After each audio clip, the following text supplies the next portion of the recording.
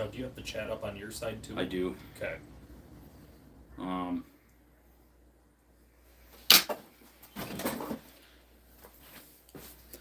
Not working yet for you. It's There it is. it's live. Yeah. I do. Okay. Oh, there's a delay. Cool. I was going to say it's kind of live. Little editing delay in there. Not working yet for you. Got to be quick on the beat button. Okay. All right, I'll turn the volume down. Well, hello there. Welcome to Ice Fishing for Amy, the live ice fishing Q&A to raise funds for my dear sister. And she is currently hospitalized with a very abnormal brain aneurysm. And she's a mother of 4 little children. And so she's one of the hardest working people that I know. And, you know, she's having a really tough time. So I wanted to put this together so that we can raise money to help offset the cost of her medical bills. And the other thing is she's going to be out of work for quite some time.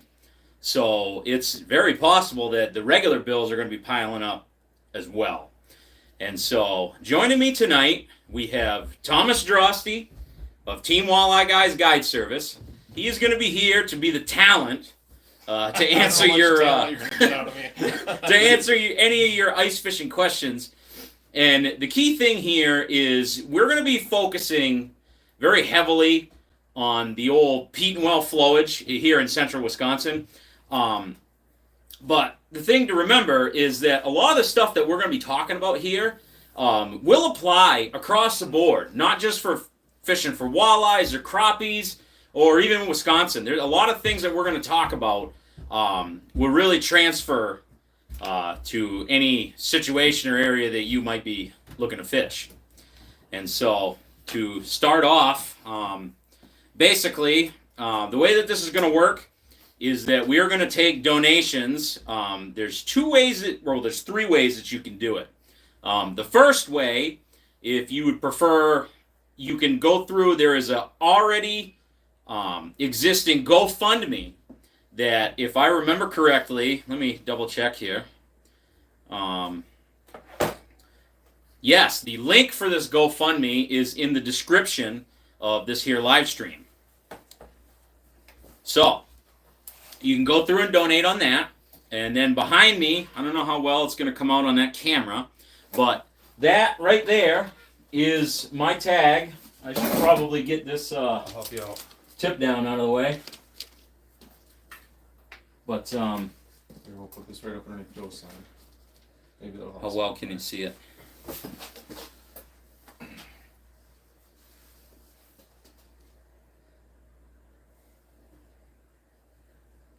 you could tip it down just a little bit, you're getting a lot of glare off of it. No, you can see that, I think. Yeah, you're getting some glare. All right. Well, the monkeys are running the zoo. Oh, let's try that. Yeah, There we go. that's thinking with your dipstick, Jimmy. There you go. That's why you brought me here. Yeah, exactly. The talent, just like we said. Yeah, look at that. We're watching this on a delay. So while we're here, you know, anytime that you have a question that would be related to ice fishing, you just go in that live chat and you ask it. And now we got multiple staff here. It's not just Thomas and I tonight. We've got Hunter and Chris. Both of these guys have been in videos of mine in the past, so any regular subscribers to the channel will recognize them. Hunter's going to be looking through and asking questions, and Chris is basically going to be manning the telethon to raise money for my sister. So this right here is how you can send money, probably the easiest way. And it's the way to get the money out there directly. If you send that on Venmo and PayPal via friends and family, the thing is they're not really going to be taking a fee off of that. And my sister's not going to have to pay tax, nor am I going to have to pay taxes on it. That would be something, right? We raise all this money, and then Uncle Sam's got to get a chunk. So the way that we're going to do this, the way YouTube works, okay, and I just realized this last night, at the last minute, is technically you can't do a giveaway if you gotta pay to enter. But that kind of defeats the purpose of doing a fundraiser, wouldn't you say? So we're not going to call this a giveaway. What we are going to call this is a raffle. All right? There's no set price on the raffle tickets, but if you can make any donation, what's going to happen is you put your email address in the line right there on Venmo and PayPal, where it gives you a note to describe why you're sending the money. If you put your email address there, when we do the drawing later, it doesn't matter if you're watching or not. We will be able to get a hold of you if you win. And Chris, why don't you bring what we got to give away here and show the people back home? Well, I guess we'll start with this one. Alrighty. There you go. So, this is our grand prize tonight, and this is courtesy of Joe down at the Bighorn store. He's the guy that is sponsoring this whole deal. And, man, Joe's he's a hell of a guy. You know, I asked him if he would help us out for this, and he didn't even think about it twice. He was just, you know, how can I help? What do you need? And I kind of left it up to him to say, you know, what he would like to donate. And he decided rather than giving us a bunch of little stuff to give away, we'd give away something big. So, you know, if you donate here tonight, you got a chance to win this here Eskimo Quick Fish 2 Ice Shack. And so we'll give that back to the table. And the other thing that we have to give away for secondary prizes tonight, and this is courtesy of Mr. Christopher, is we've got 2 brand new Beaver Dam original tip-ups. Now, these are some of the finest tip-ups ever made. And we'll be giving 2 of these away to 2 lucky runner-up winners. And so, Put them on the table. alrighty. We do. One from Mr. Joe Holland. Now, this guy, I'll be honest with you, if it wasn't for Joe Holland, I probably wouldn't be making YouTube videos at all. He made a video where he went camping up in the North Maine woods, which I grew up in Maine. For people that don't know, I live in Wisconsin now, but I spent the first 21 years of my life living in Maine. And man, I just thought that was the coolest thing. And I remember watching how he made that video, and I remember thinking, man, I want to do that. And it took me a couple years to get everything together, but I ended up getting into YouTube. And I mean, I still got a long ways to go as far as my YouTube journey is concerned. But I think at this point, the plane is off the runway, so to speak. And now we just got to keep her from crashing and burning. But old Joe, he wants to know, will you please bring some walleye to Maine? He says, joking, only fillets. I thought you told me that. There is allegedly, there is one lake in all of Maine that allegedly has walleye. Now, I might be butchering some of the details. I'm sure Joe actually probably knows this.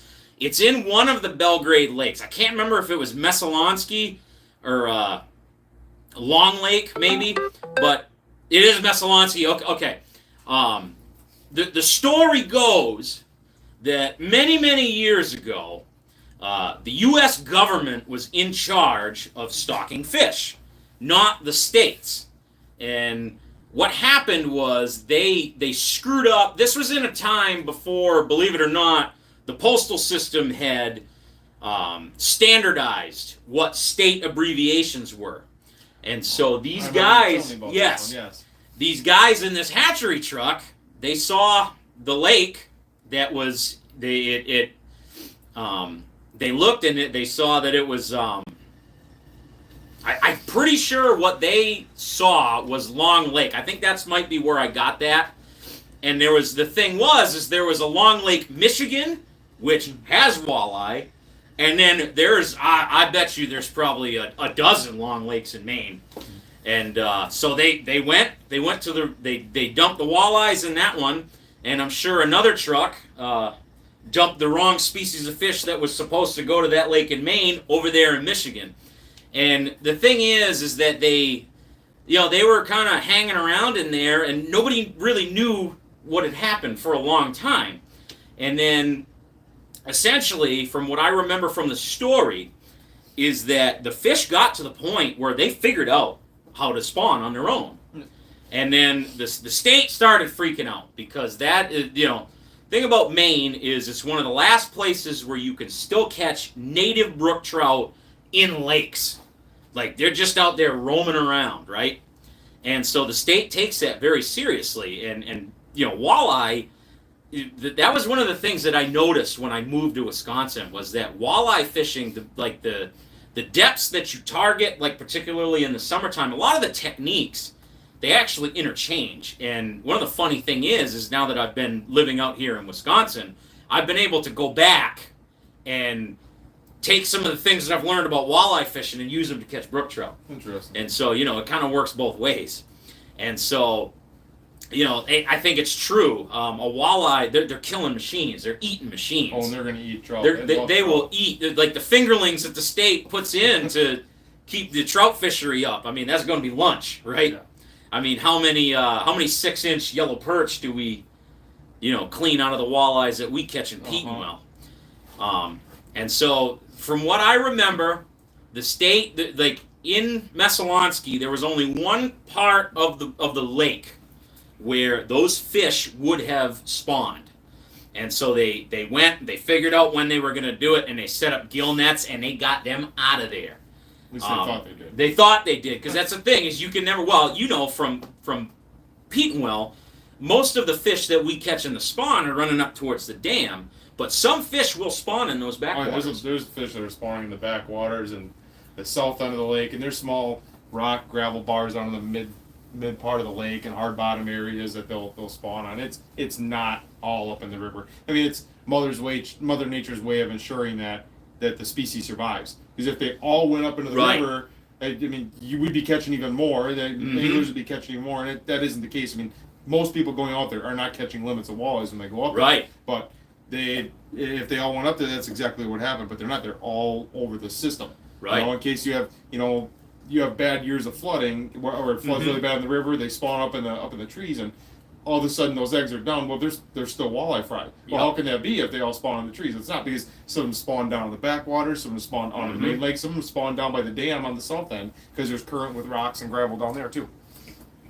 Sorry, I went a little off topic from there. Oh, no, that's exactly, I was going to mention, you get, that is Mother Nature's way of its, we call it redundancy, right? Like, that's a big thing that I talk about in some of the camping videos is, you want to have multiple ways of starting a fire, multiple ways of cooking your food. Well, Mother Nature's the same way. And that's how Mother Nature ensures the survival of the species. And, that the rivers flood all the time. I mean, we've had it where it's been low water and they decide Leroy Jenkins are going anyway. But a lot of times, we'll get that big rush of rain, and that just so happens to be the week that the temperatures are right and they're making their run. And, that water comes out and them eggs are done. But exactly like you said, there's fish that can only be when they, when they spawn there in the lake and other areas. And so the thing with those walleye in Messalonsky, of course, they didn't get every single one.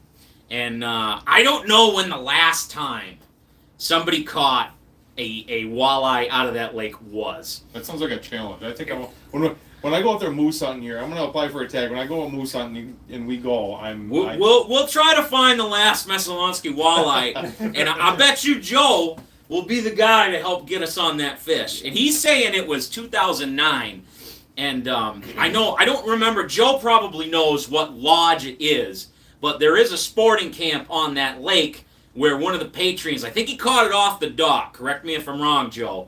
And that was the only walleye that had ever been presented to the state.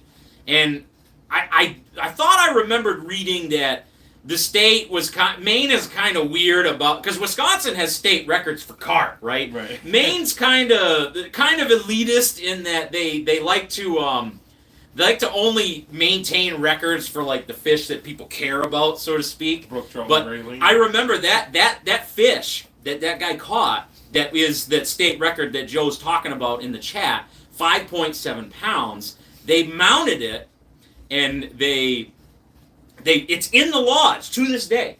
That is the official, unofficial state record walleye for the state of Maine. It is. How long ago did they do that mess up with that? Like roughly, do you remember? I think it was a very long time ago. There's got to be some. You would think, especially if because certain walleye are like genetically predisposed to prefer to spawn in a lake or in a river, right? And the thing about the Belgrade lakes is they're all kind of interconnected. It's it's amazing bass fisheries. So you're saying if there's more walleyes, it would be a fantastic walleye. It really would. There's also there's a lake that I grew up. It's Arrowhead Lake, down in York County. It's exactly like It's a lot smaller, but it's exactly like the reservoirs that we fish out here. It's just it's a flooded river, and I mean there's some stumps. There's not a whole lot of trees, but the thing is it's fairly clear water, and it's very weedy. And so they would. I told my father if somebody put walleyes in that lake, they'd never get them out because that is the perfect walleye lake. And Joe is confirming that I am correct with the info. So thank you very much, Joe. And we have a question from Nathan Carlson, and he wants to know, how do you set up your tip-ups normally? Not placement, but the tackle that you use. And in fact, we've got a tip-up prop right here. This is one of mine. And so why don't you go describing, what you use for your leader and all that. I'm pretty sure that you and I are basically on the same exact page. Probably pretty similar, and it doesn't matter if it's a beaver dam or a Frable or whatever. I set them all up exactly the same way. But with this, the hook on there. Yep. So I notice Dan's got an octopus hook on there, a number 6 octopus hook. I do use these number 6 octopus hooks, especially if I'm going to be running like fatheads or rosies or maybe emerald shiners. I'll use some of these 6s, 4s. I'll go up to 2s or even 0s, or the really big ones if I'm fishing creek chubs with it, or maybe big shiners. It's kind of all of a preference because I've been tinkering with it the last few years on what kind of hooks I use, and I don't know that I'm seeing a huge difference in hookup. The only thing I see different is how deep I hook the fish. Yeah. When I'm using these octopus hooks or a circle hook or the circle octopus, they're generally just in the corner of the mouth, the roof of the mouth. They're not swallowing them. And if they are, it's very easy. I can cut the line, grab a hold of a pair of pliers, and twist it out back the other way, and there's no damage done on it. But you're asking about how I set up my tip-ups. Well, Dan's looks like it's set up pretty similar to mine. I like using 10 to 12, maybe 8-pound fluorocarbon or monofilament. I'll use the lighter line if I'm in a lot really clear water, like Arrowhead, like Camelot, a lot cleaner water. And I'm generally fishing at night there.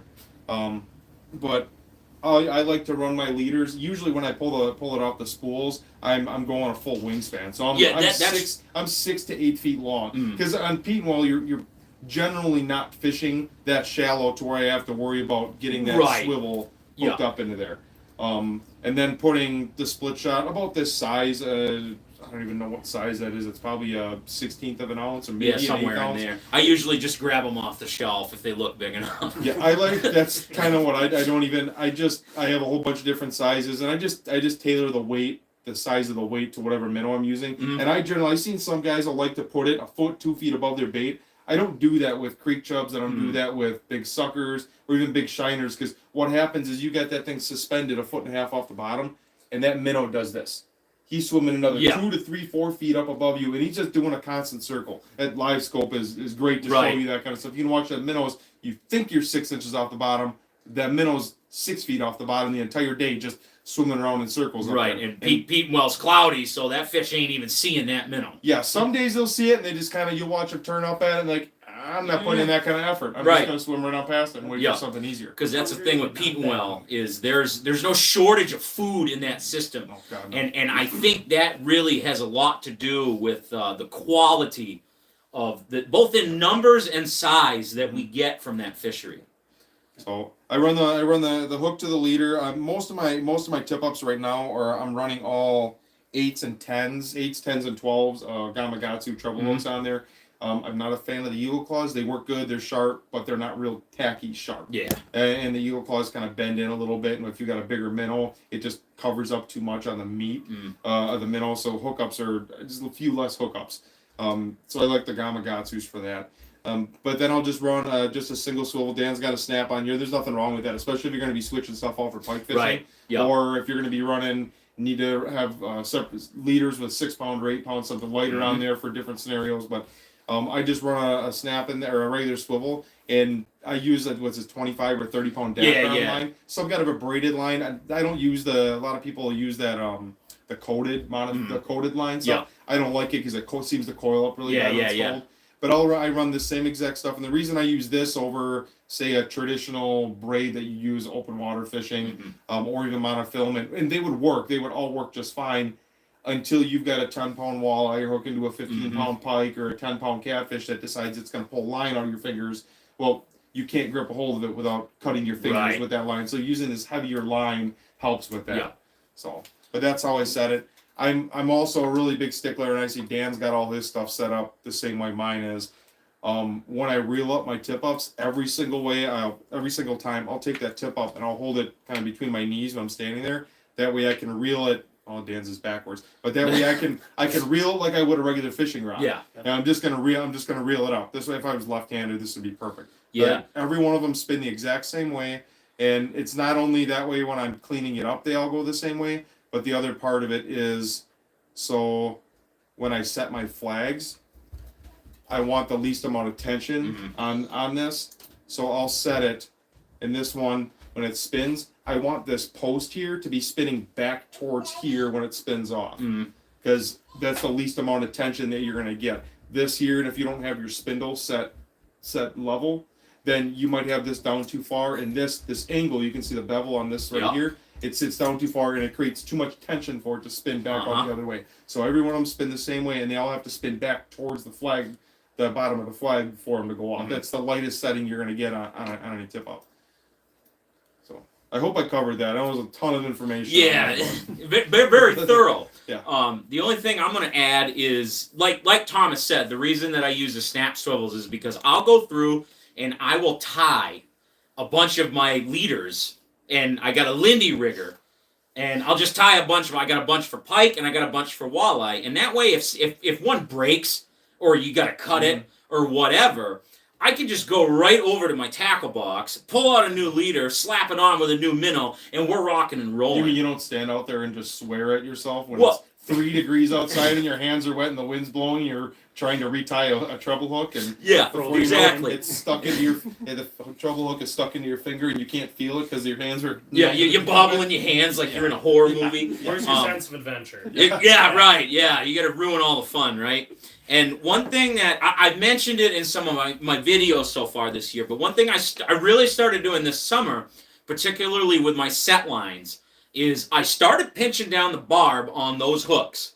And let me tell you right now, that when you and I were fishing together this summer, that first fish in the boat was a slot. And that fish choked that bait. Because I pinched that barb down, it didn't matter. That hook come right out.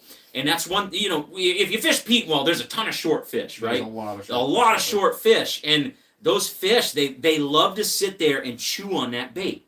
And a lot of times, I can't tell you how many fish I've caught where you go to pull up at the end of the day and the flag's not even gone off. And you lift up the tip up and it goes off, and there's a walleye sitting there chewing on a minnow. 7.5 inch walleye. Right, exactly.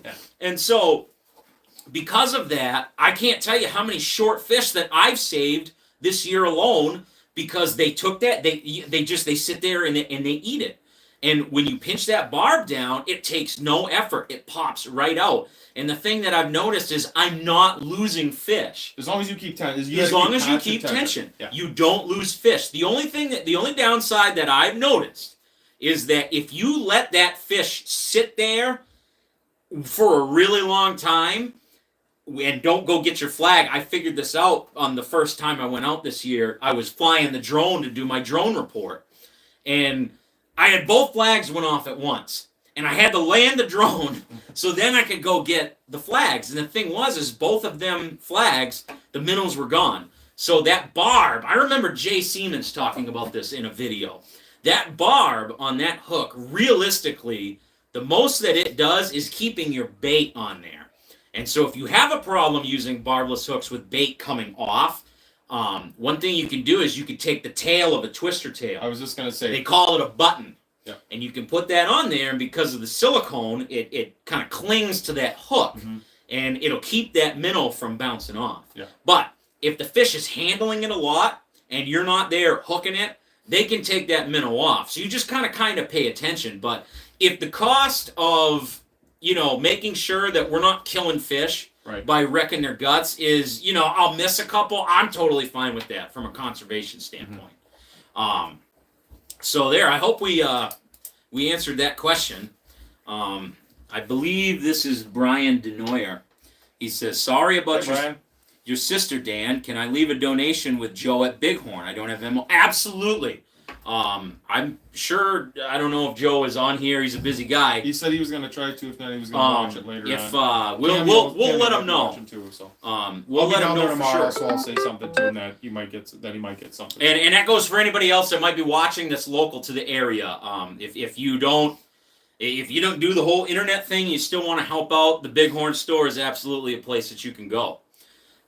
So that covers all our questions so far. You were talking about the like trying to keep fish like not running, getting your tip up sort of way, trying to let them eat too long, and it's going as a conservation thing. So that way you're not killing fish or harming them unnecessarily. One of the things that's been coming up lately is it got cold, and Wisconsin's actually cold this year, and we have good ice. We actually have ice this time. I had some clients the other day that I took out, and I told them up front. I said we're gonna limit the amount of set lines we put out, and they kind of looked at me funny, and I'm like, well, here's the deal. I said we can run tip ups. I can put all that. I can put hole covers on. I can keep them tip ups from freezing. I can keep the holes from freezing. What I can't do is stop the eyeballs on a 5-pound walleye or an 8-inch walleye. I can't stop those eyeballs from freezing. The fins, they can freeze. They look goofy. You've probably seen some of them fish. Yeah, fish are really messed up. There's a good chance some of them they might be messed up from the spawn, being up in the river, being in rocks, or they all could have been really damaged from ice fishing as well, from them freezing to the ice and freezing to your jacket or whatever. But their eyeballs, you get them out when some of the mornings the last couple of weeks or last week and a half has been, it's 1 degree, it's 2 degrees. You get that fish out within seconds. That you the can eyeballs, watch it. And I and teach and I watch everybody, see these videos and see pictures, guys holding these giant walleyes up, and great. I mean, awesome, you caught them, but you can see the eyes. Yeah, you can see them frost over. You just got to be really careful about that, because you might inadvertently blind that fish. If you're holding the gills out too long, too far. The fish are already coming out of water that's mid-30s. It doesn't take long for it to dip below that freezing mark, and you froze the gills, you froze the eyeballs on them, and you're doing way more damage. It takes off swimming, but he might be blind as a bat by the time he gets back down to the bottom of the lake. So it's funny you mention that, because Chris is here. I remember this was long before I had the YouTube channel. Chris and I remember my first son. My wife was like 8.5 months pregnant with the boy.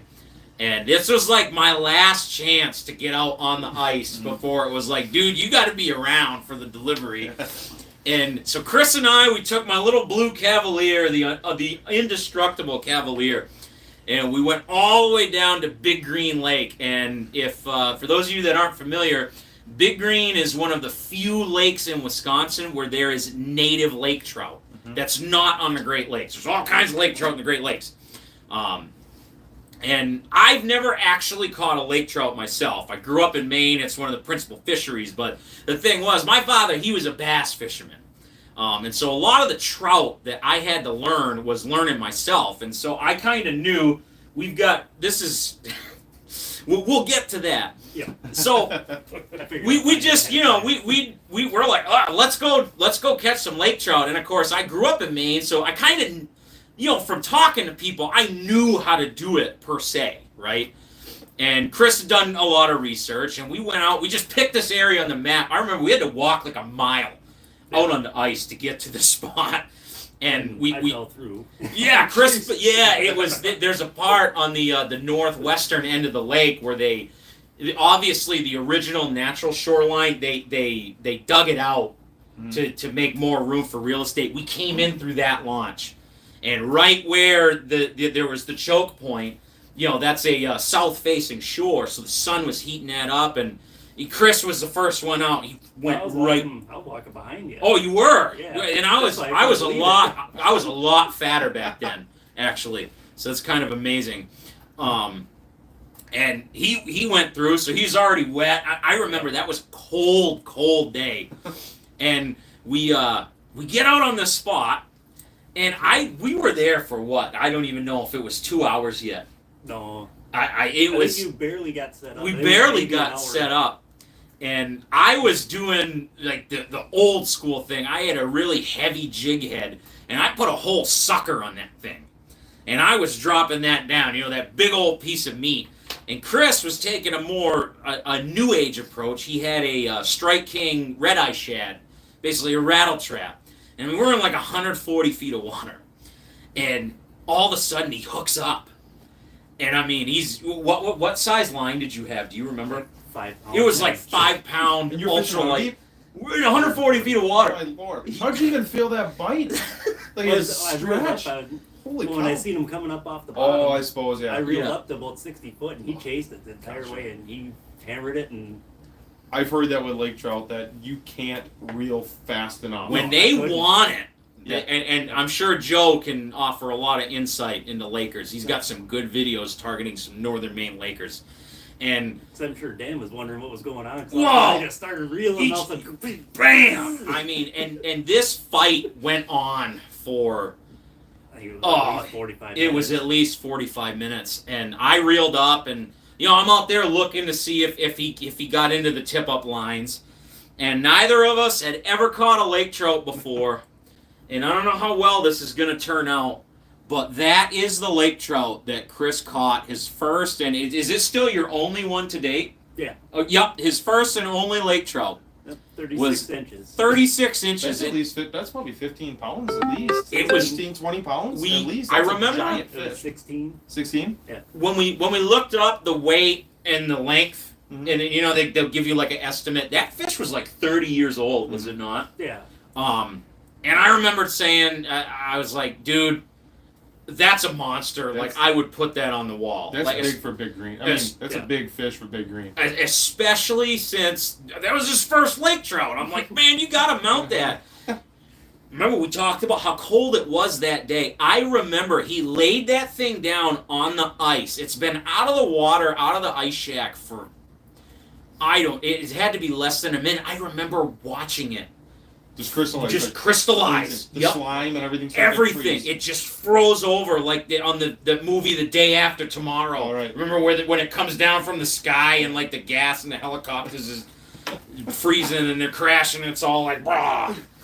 But that just when it's cold out, I mean it can really do damage to fish. And a lot of times when their eyes freeze over, I've read that a lot of times they're blind. It can totally damage their eyes. So that's something that, when we're conservationally minded, that we got to think about. If it's super cold out, keep them tip-ups nice and close so you don't have to, like if you got to go get your pliers, you don't got to run far away. Mhm. All those things can help to make sure that you're making sure that if you're going to release that fish, especially on a lake like Petenwell, we got a slot limit. So a lot of those fish that we're after, they got to go back down that hole. Mhm. And, because that's a thing about our resource, and the reason that it's so great is because we've been thinking about this stuff, and we've been taking those big fish and we've been letting them go so someone else can catch them. And I thought, for the longest time I had said that the trophy length on Petenwell is 28 inches. And I for a long time I'd said if I ever caught one that was over 28, I was going to put it on the wall. Like that was going to be, I earned it. And in the last couple years in particular, I've actually changed my mind on that, especially since I've started learning how to catch the slots. Mm-hmm.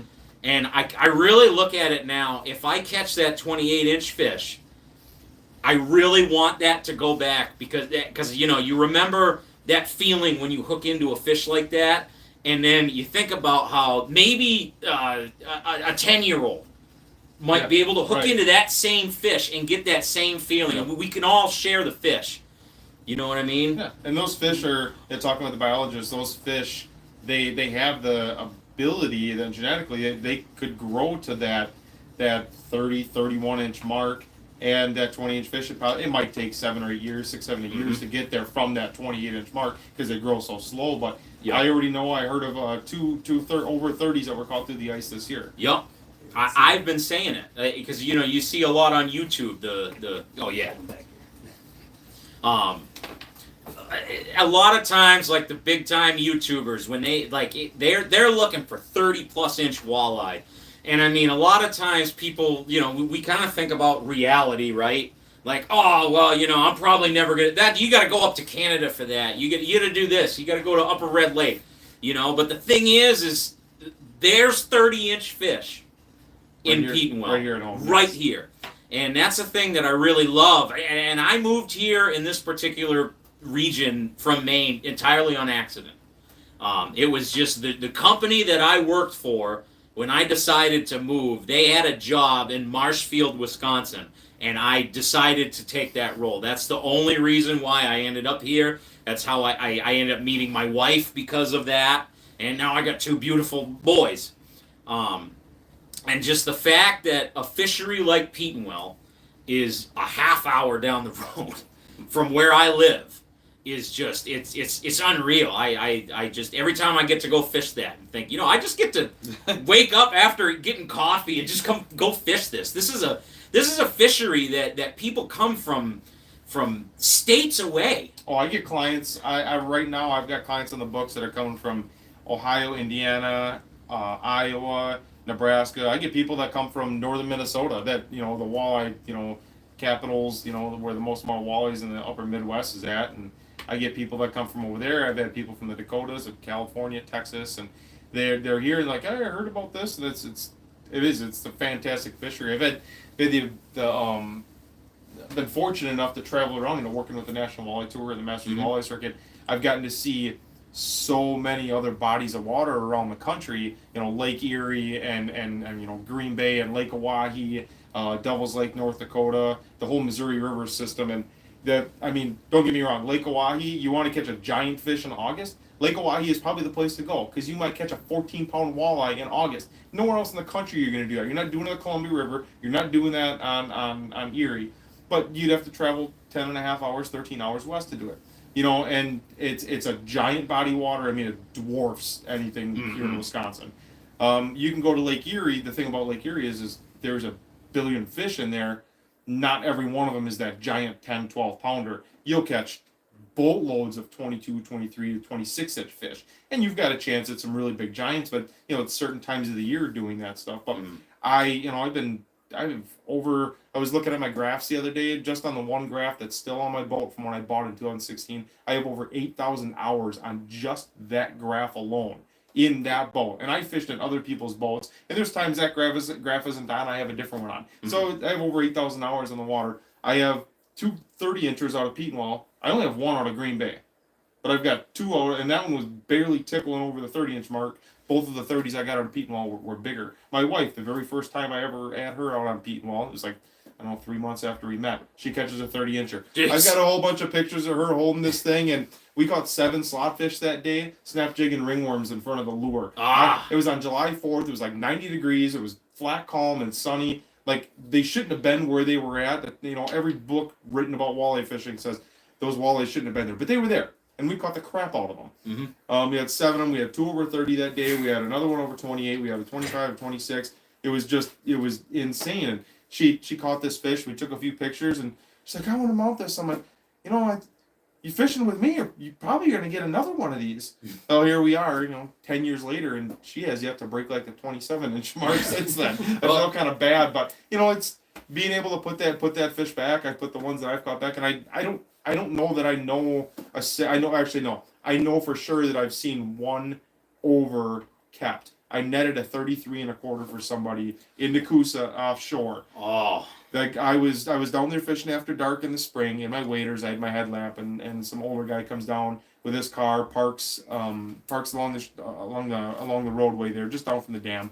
And the water was sort of high, and the guy walks down with one fishing rod, a bucket with some minnows in it, and no headlamp, no flashlight, no net. And he walks down, and because the water was so high and fast, those fish were stacked right on the edge of the bank.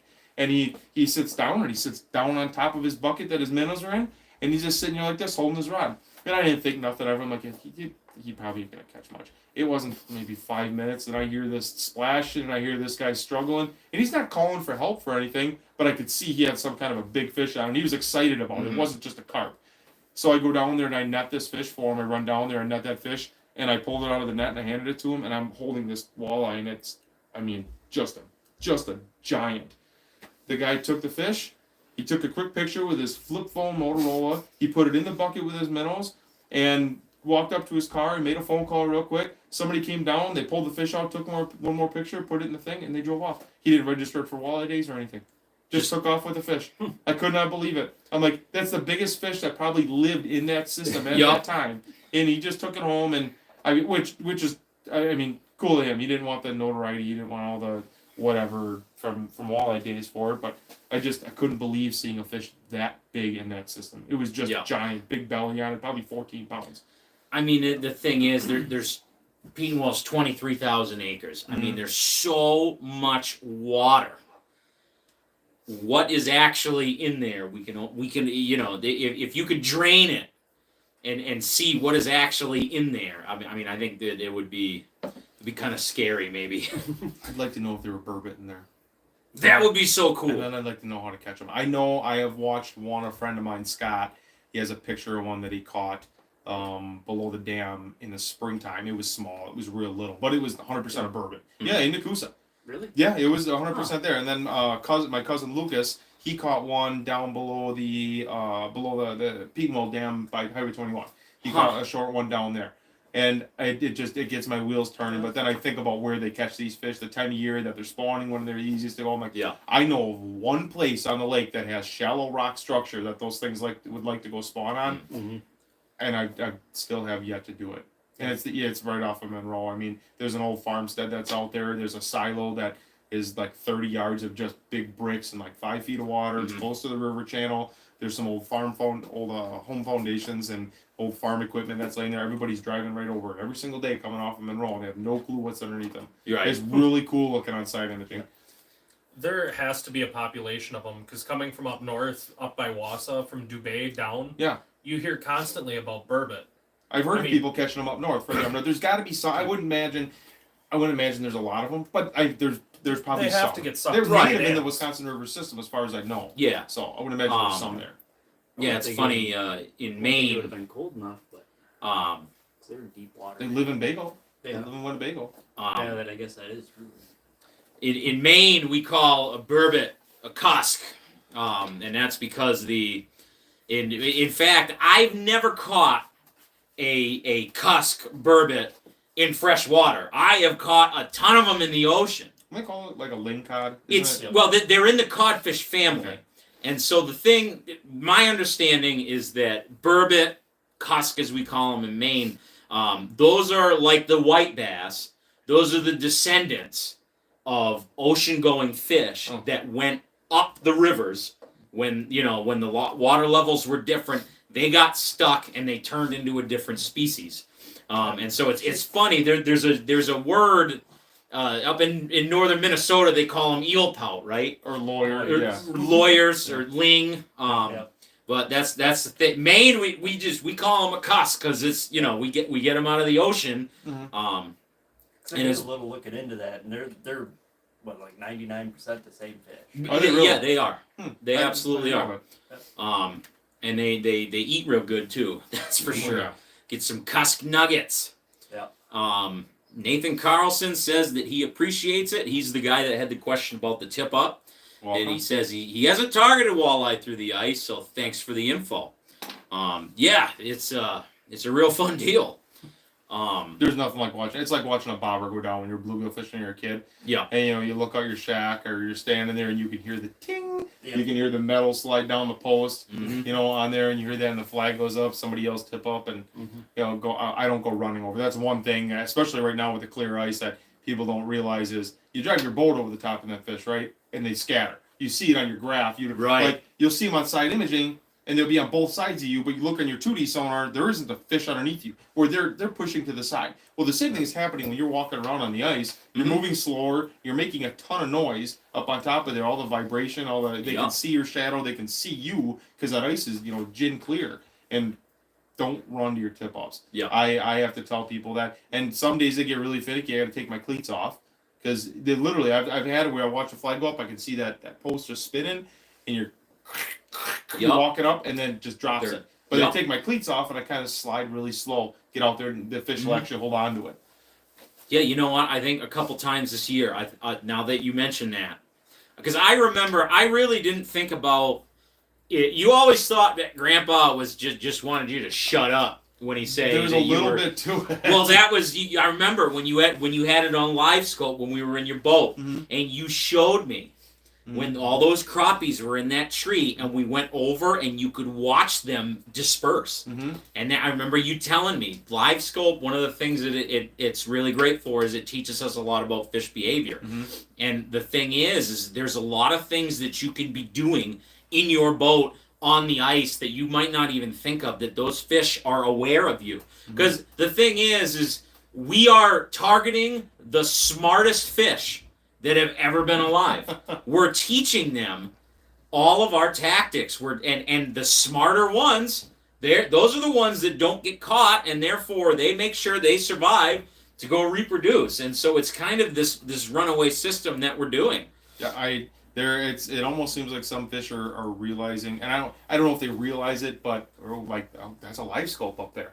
I know what that is. It's not that, but those sonar pings, they're so strong, and they're in that frequency level or frequency range that those some species of fish can really pick up on. And I've already watched in the live scope. You have to shut it off some days. You watch them fish come, and you'll be looking out 15, 20 feet either side, and you watch them fish come in. And they get to like 6 feet, 8 feet from you. You don't see them. Those are the days when you're sitting there and you're looking at your flasher and you're like, I haven't marked fish all day long. Well, there's a good chance that those fish are coming in. They get 5, 6, 7 feet away from you, just outside of your sonar cone, and they're right close to the bottom. And then they turn and go away, or they literally go out and around your bait, and then get right back on the same path that they were going. I've watched this happen time and time and time again. There's a lot of days where I know I might not get bit a lot if I'm using that live scope. But I use it to make sure that there's still fish in the area where my clients are in the shacks or maybe hole hopping or something, and they're whacking fish. I haven't caught a single one all day long, but I can watch their bait from 50 feet away and tell them, and I can coach them without having to walk over there and stand over their shoulder. I can coach them on, hey, jig up higher, jig it, pull it up, stop. I can tell them exactly what to do. That's the fun part about it. And like you said, watching the fish behavior. We had it the other day, fishing crappies. We're fishing walleyes and crappies, but there was a bunch of laid down brush that we were laying. It wasn't standing trees; it was lay downs mainly. And I hit it with the live scope the afternoon before, and I seen all these crappies in there. And I stopped. I caught 3 of them out of there within a half hour that night. Well, I brought people back there the next day, and we sat down on top of it, and I watched those fish in the morning. Those crappies. A lot of times they don't up and vacate an area. What they'll do when they do the same thing open water, ice fishing was a little more like their movement.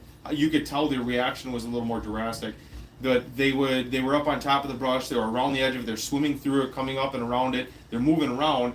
Well, the longer we sat there, and the more baits we kept throwing, the more profiles we threw at them, the more fish we caught. They went like this, and they just right down in the bottom of the tree, and they sat there.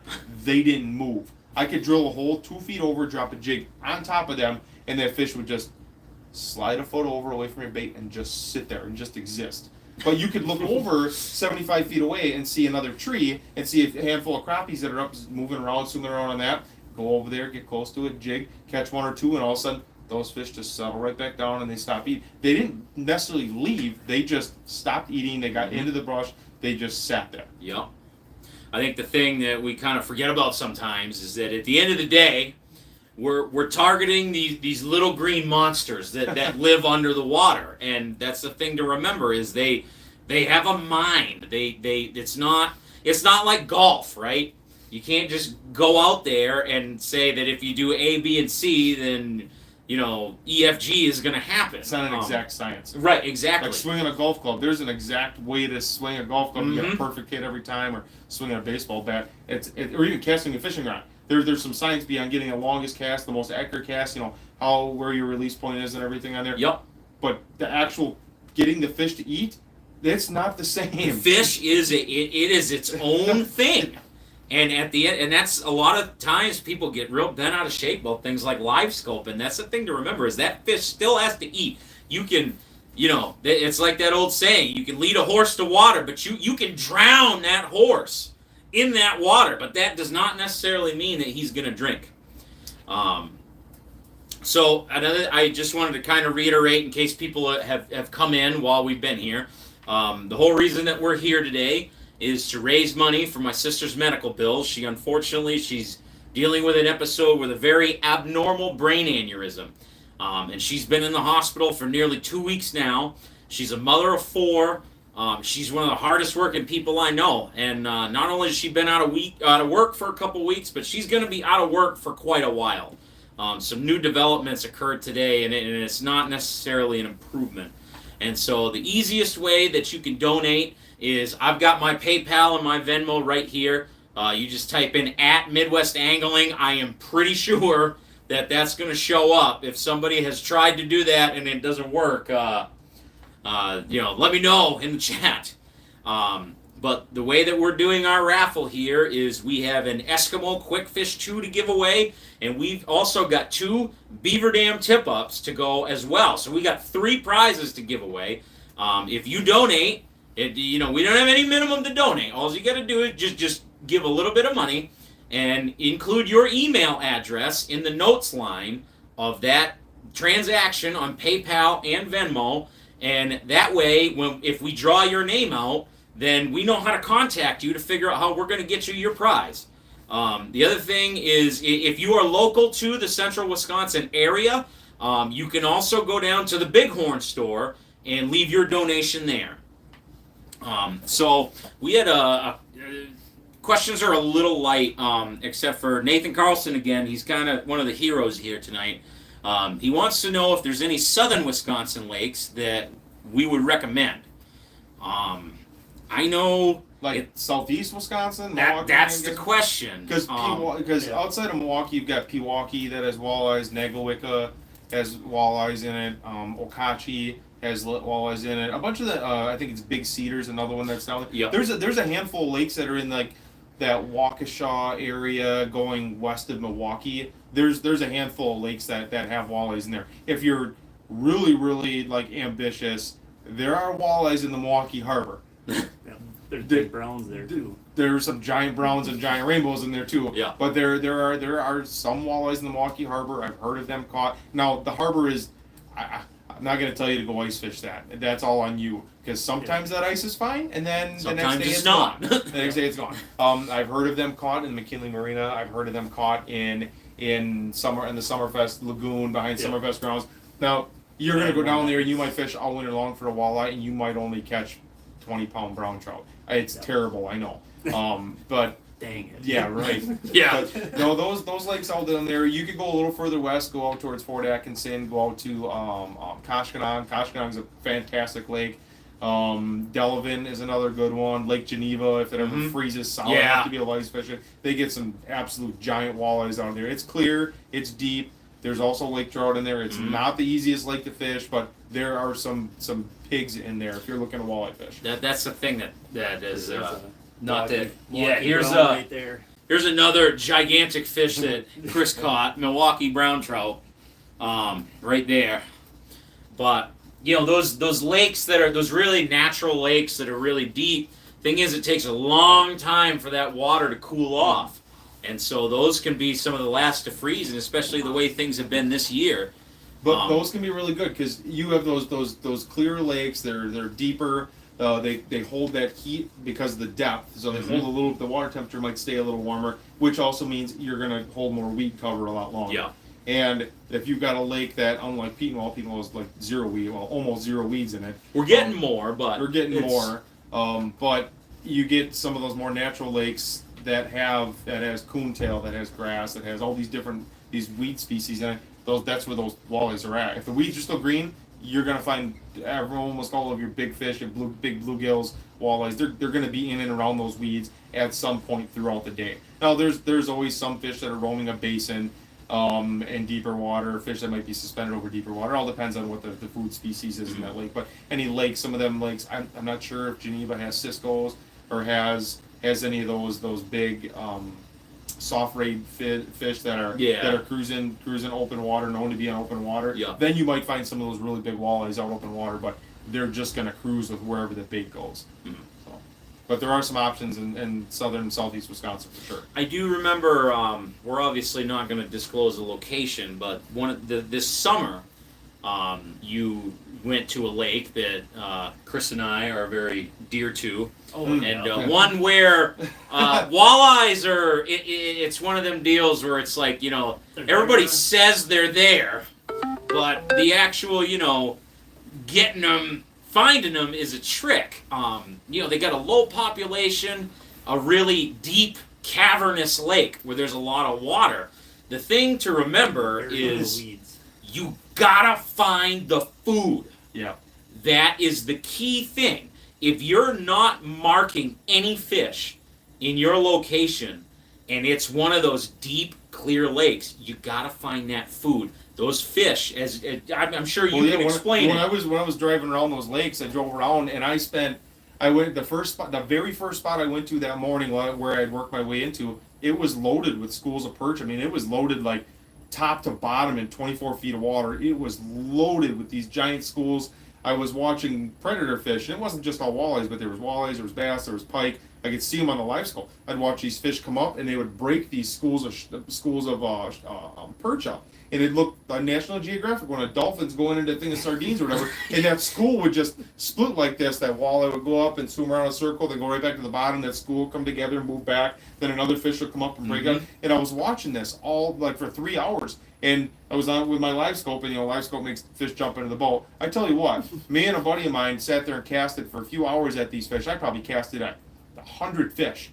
I got like not even a glance. So I'm like, you know what, I'm going to go do something else, fish somewhere else, look for some other fish doing something else. Well, I drove around the lake. I couldn't find that food. I couldn't find what those fish were on. And there was small little pods of those, but there'd be one or two predator fish chasing them or in that vicinity. Yeah. And then you get into the weeds, and I could see the little bluegills. I could see everything in there, but I mean, it's hard enough to get them in the weeds as it is. But then you've got billions of bluegills that are 1 inch to 3 inches long, and crappies and little bitty perch in those weeds. They don't need to eat your jig and a minnow or whatever you're going to throw at them, because the food is so easy. A walleye can just sit there and wait for a spoon to come through. Yep. Well, I drove around, and it was probably 8 hours later. I'm like, I'm going back to that first spot. I'm going to catch fish here. So I went back to that first spot, and I sat down in there, and I just kept rifling through different jig weights and different sizes and stuff, and then changing cadences. And finally, I got one to eat, and it's like 28 and a quarter. I'm like, oh my god!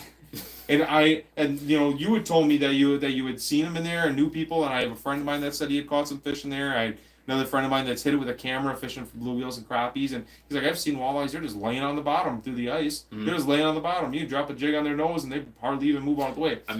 I want to catch a walleye in here to prove that it can be done. Well, I had a 27 and a half and a 28 and a quarter that day. That was a win. I only caught 2 walleyes that day. I had 2 bites, but that was a 100%. You had to work for those fish, but once you got them, that was the prize. Yeah.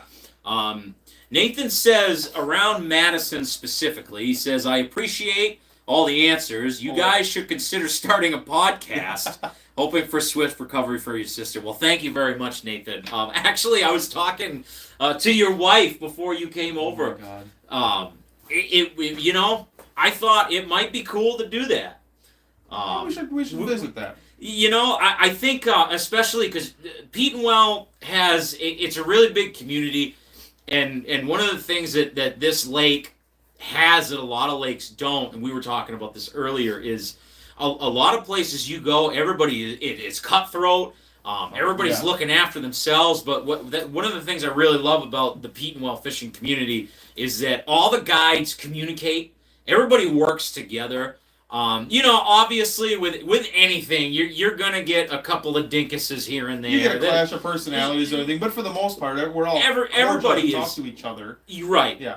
Because we do other events where you put all. Hey, we've done stuff with Joe with the Big Orange Store, done some meet and greet stuff where we're all sitting in the same room.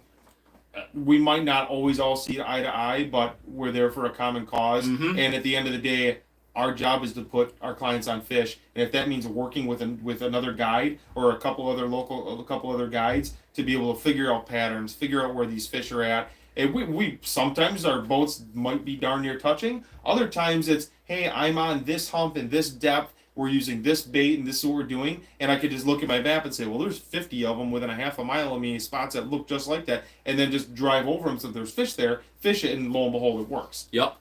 I mean, that's the thing. We all have a common goal here. And because this community is really tight-knit, I've actually thought to myself before that a podcast would work really well.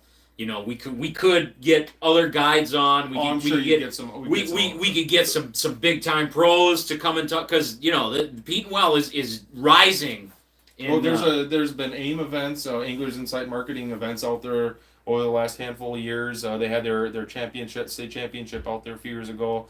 We've got the AIM's coming out there again this year. The Masters Walleye Circuit's going to be there again this year. And it's great for the area because, I mean, there's not a lot of big business. There's not a lot of stuff. Right. So you bring that into there. Those tournaments I work with them. I see the money that comes in, and people don't realize the economic impact. Everybody worries about oh my gosh, 4 fish died at weigh-in. Well, never mind the $1.3 million that just got raised for your community of 4,000 people because of these guys being here for a week and a half. Yep. You know, people don't think of that stuff. And then it pays dividends because people see it on the tour and they're like, man, I want to go fish that place. Mm-hmm. Well, that's how we ended up filming that show at the Next Bite. A couple of years ago. Yep. That's exactly what it was. It's like, Chase, I lived here 2 hours away. I've never fished in my life. This guy's been on the Discovery Channel. Like, I mean, it's crazy. So the other part of Nathan's question was around Madison specifically. Now, that's not really as far as walleye fishing goes, that's not really an area that I've specifically targeted. In particular, the one that I can think of would be Lake Wisconsin. It's different than Pete and Well, but it's still the Wisconsin River. Yep. So there's a lot of elements to Lake Wisconsin that would fish very similar to Pete and Well, and I caught several walleyes bass fishing on Lake Wisconsin, just running rattle traps off the bank. I was fishing a tournament down there one time, and me and my partner were out. We were mainly trolling, and we were catching more like 14, 15-inch crappies, trolling flicker shads, which was fantastic. But we were walleye fishing. We had our limit on our card, but they weren't nothing spectacular. And we get up to the dock, and his father-in-law, my partner's father-in-law, there was also a small bass tournament going on that time. Well, he was up pounding docks. This was in middle of May, I think it was, and it was just before the crappies spawned. And he was up pounding docks on shorelines, and he was showing Nick the pictures that he caught of the fish. They were big walleyes that were in. One of the guys that won the tournament were locals. They're also tournament pros. They ended up winning that little tournament that we were fishing, but they were fishing them in like 2 feet of water. I mean, with jigs, it's like they were bass fishing. But they were getting big fish, like mid slot fish, upper slot fish. Yeah, it's crazy. I know. Speaking of crappies, there was in the bass club that I used to be in. Chris is still in there. Tri-City Bass, great organization. Yeah. Fun club. Absolutely fun club. We were doing the Open. My father flew out from Maine, and we were running along the bank of Lake Wisconsin, and you know my father's kind of old school. He really loves to throw things like spinnerbait. So he's throwing a bass spinnerbait off the deep end of the boat, and I remember these guys in a deep V with the full windshield. Mm-hmm. They were trolling just beyond us, right? And my father throws that spinnerbait out there, and he catches a 15-inch crappie. On that spinnerbait, I mean, he thought it was. We thought it was a friggin' lunker, right? Mm-hmm. Like we were gonna get money on this tournament just from this one fish. It ended up being a crappie, and I'll never forget.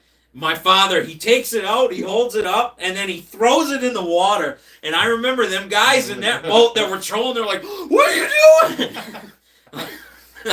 Man. A crappie that big's a predator, though. Oh, I yeah. mean, when they get that big, they're eating bait that's probably 2-3 inches long, 4 inches long. Absolutely. I mean, what's going to eat a 15-inch crappie? I mean, it would take a giant muskie. They might try, or maybe a giant flathead, but nothing in there really going to eat it. Right. He can kind of eat and swim around where he wants, and I mean, that's the thing he's to a predator remember. at that point. The fish are fish. When they get to a certain point, it doesn't really matter. Obviously, the species to species, there's going to be some variation, but they get to a certain size, they're going to behave like the top dog. Yeah. You know? You ever fish the Madison chain down there for walleyes? Or? I have not fished the Madison chain. I have gotten asked a million times to go down there and do it. I know there's walleyes in there. There's good walleye fishing in some of the lakes. I don't remember which one. Kiganza was one of them, or whatever. I don't remember which one it was down there. That's really good. They all have walleyes in it. One of them was really, really good. And last summer I went on this thing, I went to that one lake, and I was trying to like step out of my comfort zone, because Peatwall is great, and there's a lot of different things. It's a fairly diverse fishery, but there's some things that it doesn't have. The weed growth is one of them. Yeah. Certain rock structure things that it doesn't have. So I'm trying to learn a little bit and go to these different bodies of water, and not just to build my business, but to further me as an angler, so I'm more well-versed in certain things. Because I used to fish tournaments, I used to fish the AIM. I'd like to go and do more of them in the future, but I know right now, and especially after watching these guys on the circuit, I would get eaten alive. And some bodies of water I can hold my own against some of the best there. But there's a lot of bodies of water I would get eaten alive on, just because I don't have experience fishing those types of things. In central Wisconsin is great, because there's a lot of some of these bodies of water aren't big, but they have the features that these big bodies of water have, and that fish react the same in Lake X in Portage County as they do in Small Lake, South Dakota, Bitter Lake, South Dakota. They act similar because there's some key similarities to it. So I'm just trying to do that and just step out of my comfort zone. It's been fun. I might not catch anything, but I'm learning something every time I'm on the water. Here's a good question going off of that. When you go to a new lake, how do you attack it? How are you figuring out a new lake? When I go to a new lake, how do I attack it? I'm looking at contour maps. So I've got CMAP on my phone. I've got the Garmin Navionics on my phone. I've got Lake Master chips. There's a couple of the things that I'll use to look at. And then I'll look at Google satellite imagery, because they'll tell you weeds here on this map, and Navionics they'll list weeds here, rocks here, but that's not always accurate. Or where they wrote rocks, the rocks might be 300 yards away from there. But I'll look at all those maps, figuring out the time of year, the water temperature that I'm likely to encounter in there, how deep is that lake, what's the forage base in there, and it really all depends. The first thing I'm gonna do, like say June through August, I'm probably going to go fish weed edges. I'm going to see what's in those weed edges. Because if I can catch largemouth, and I can catch pike, I can catch other fish around and in those weeds, there's probably walleyes there too, because they're eating the same thing. When the fish get that big and the forage bases are limited, there might be a lot of forage, but it might be a lot of perch, or a lot of little perch and a lot of little bluegills. It might not have creek chubs and all this other stuff. But if everything is in there eating those 3-inch perch, like what I witnessed on that one lake, it was all the other species. So I'm looking at weeds first, and then I'm looking at drop-offs with weed edges, and then I'm going to look for transitions, like from hard bottom to soft bottom. That's kind of how I go through stuff. I'll spend more time driving around, looking around at my side imaging and my 2D sonar. I won't even drop the live scope until I'm going to actually start fishing. I don't even put it down. I know what I'm looking at on the side imaging, but I use that stuff. I might drive around, and it's been more beneficial to drive around for 3 hours to find the right fish or find fish than it is to sit and fish in a spot for 3 hours and there ain't no fish there. So I know you and we filmed a video this summer where it was on Petenwell, so it wasn't necessarily a brand new body of water. But the thing was, the wind direction had forced us to fish a section of the lake that I had never fished before. And what we ended up doing was we used, exactly like you said, I went and I looked on the direction we needed to go. We looked on the mapping, and then I said, okay, this is what I know from the way that they've been hitting lately. We need to look for a bank that looks like this. We found one. We went right up to it. We used a side imaging. We found all kinds of wood laying on the bottom. The only thing is we went a little old school. I took a marker buoy and threw it out over the, because I still have an anchor. That's how in the last century I am. I don't my trolling motor's not cool enough. He's to from have the spot. North Woods of Maine. They're just a little behind. A little bit behind the curve, a little bit. One step above under a rock. Exactly, yes. Precisely. And so we use that marker buoy, which is antiquated technology, but like you said, if it works, it works. Yeah. I then went and we laid a waypoint on the biggest chunk of structure. And then we dropped that marker buoy right on that structure. And then this was also coming to where, from fishing with you, seeing how those fish reacted on live scope to you being right directly overhead. And so we were able to use that marker buoy to position the boat off to the side, out of the strike zone. Mm-hmm. And then we were casting into it. We just caught fish all day. Mm-hmm. All day. Including slots. Yes. Hunter got a barely sloot. But it's still a sloot nonetheless, right? Yep. I know guys that still do that, and they might do it, even if they have live scope and they have spotlight, they have all this stuff, they might do it because they might want to work around a rock pile or work around this brush pile, and it might be scattered brush, but they don't want to sit in one spot necessarily. They don't want to vertical jig through this stuff. I know guys that will still take and put one of those marker buoys out. That way they don't have to sit there on their trolling motor with it in their hand or with their foot pedal and looking down at their graph, watching that icon to make sure they're staying, in the right area, a certain distance on it. They'll do that. It's a visual, so they can sit there and keep their eyes on the rod. They can see that buoy. They can work it with their foot pedal, and they can work around that stuff. I've done it on peak mall. It works really well. That's what I started out doing because I didn't have spot lock on my very first boat when I started fishing out there. The first two boats I didn't have spot lock, so that's what I used to do, and it worked well for me. Well, and I remember too going off of that. We were having trouble staying in the same spot because of the wind. The wind was even. Buoy, we went to the spot on the lake that had the least amount of wind, and it was still loosening us up from that anchor. And because that marker buoy was out there, we were able to, when that would happen, we would be able to reposition ourselves. So, I mean, just because something's old school doesn't mean that you got to throw it away. Everything absolutely has its place. Guys were cashing checks with it in the 80s and 90s using paper graphs and actual anchors and hand-controlled bow mount trolling motors, and they were still catching 35 pounds of walleyes. Yep. So. The only thing compared to using spot lock and looking down, because I remember that morning, the reason I threw the buoy out was because I remember with my Humminbird on my old boat, the heading sensor on that, that was, you could navigate through the dark with that heading sensor, right?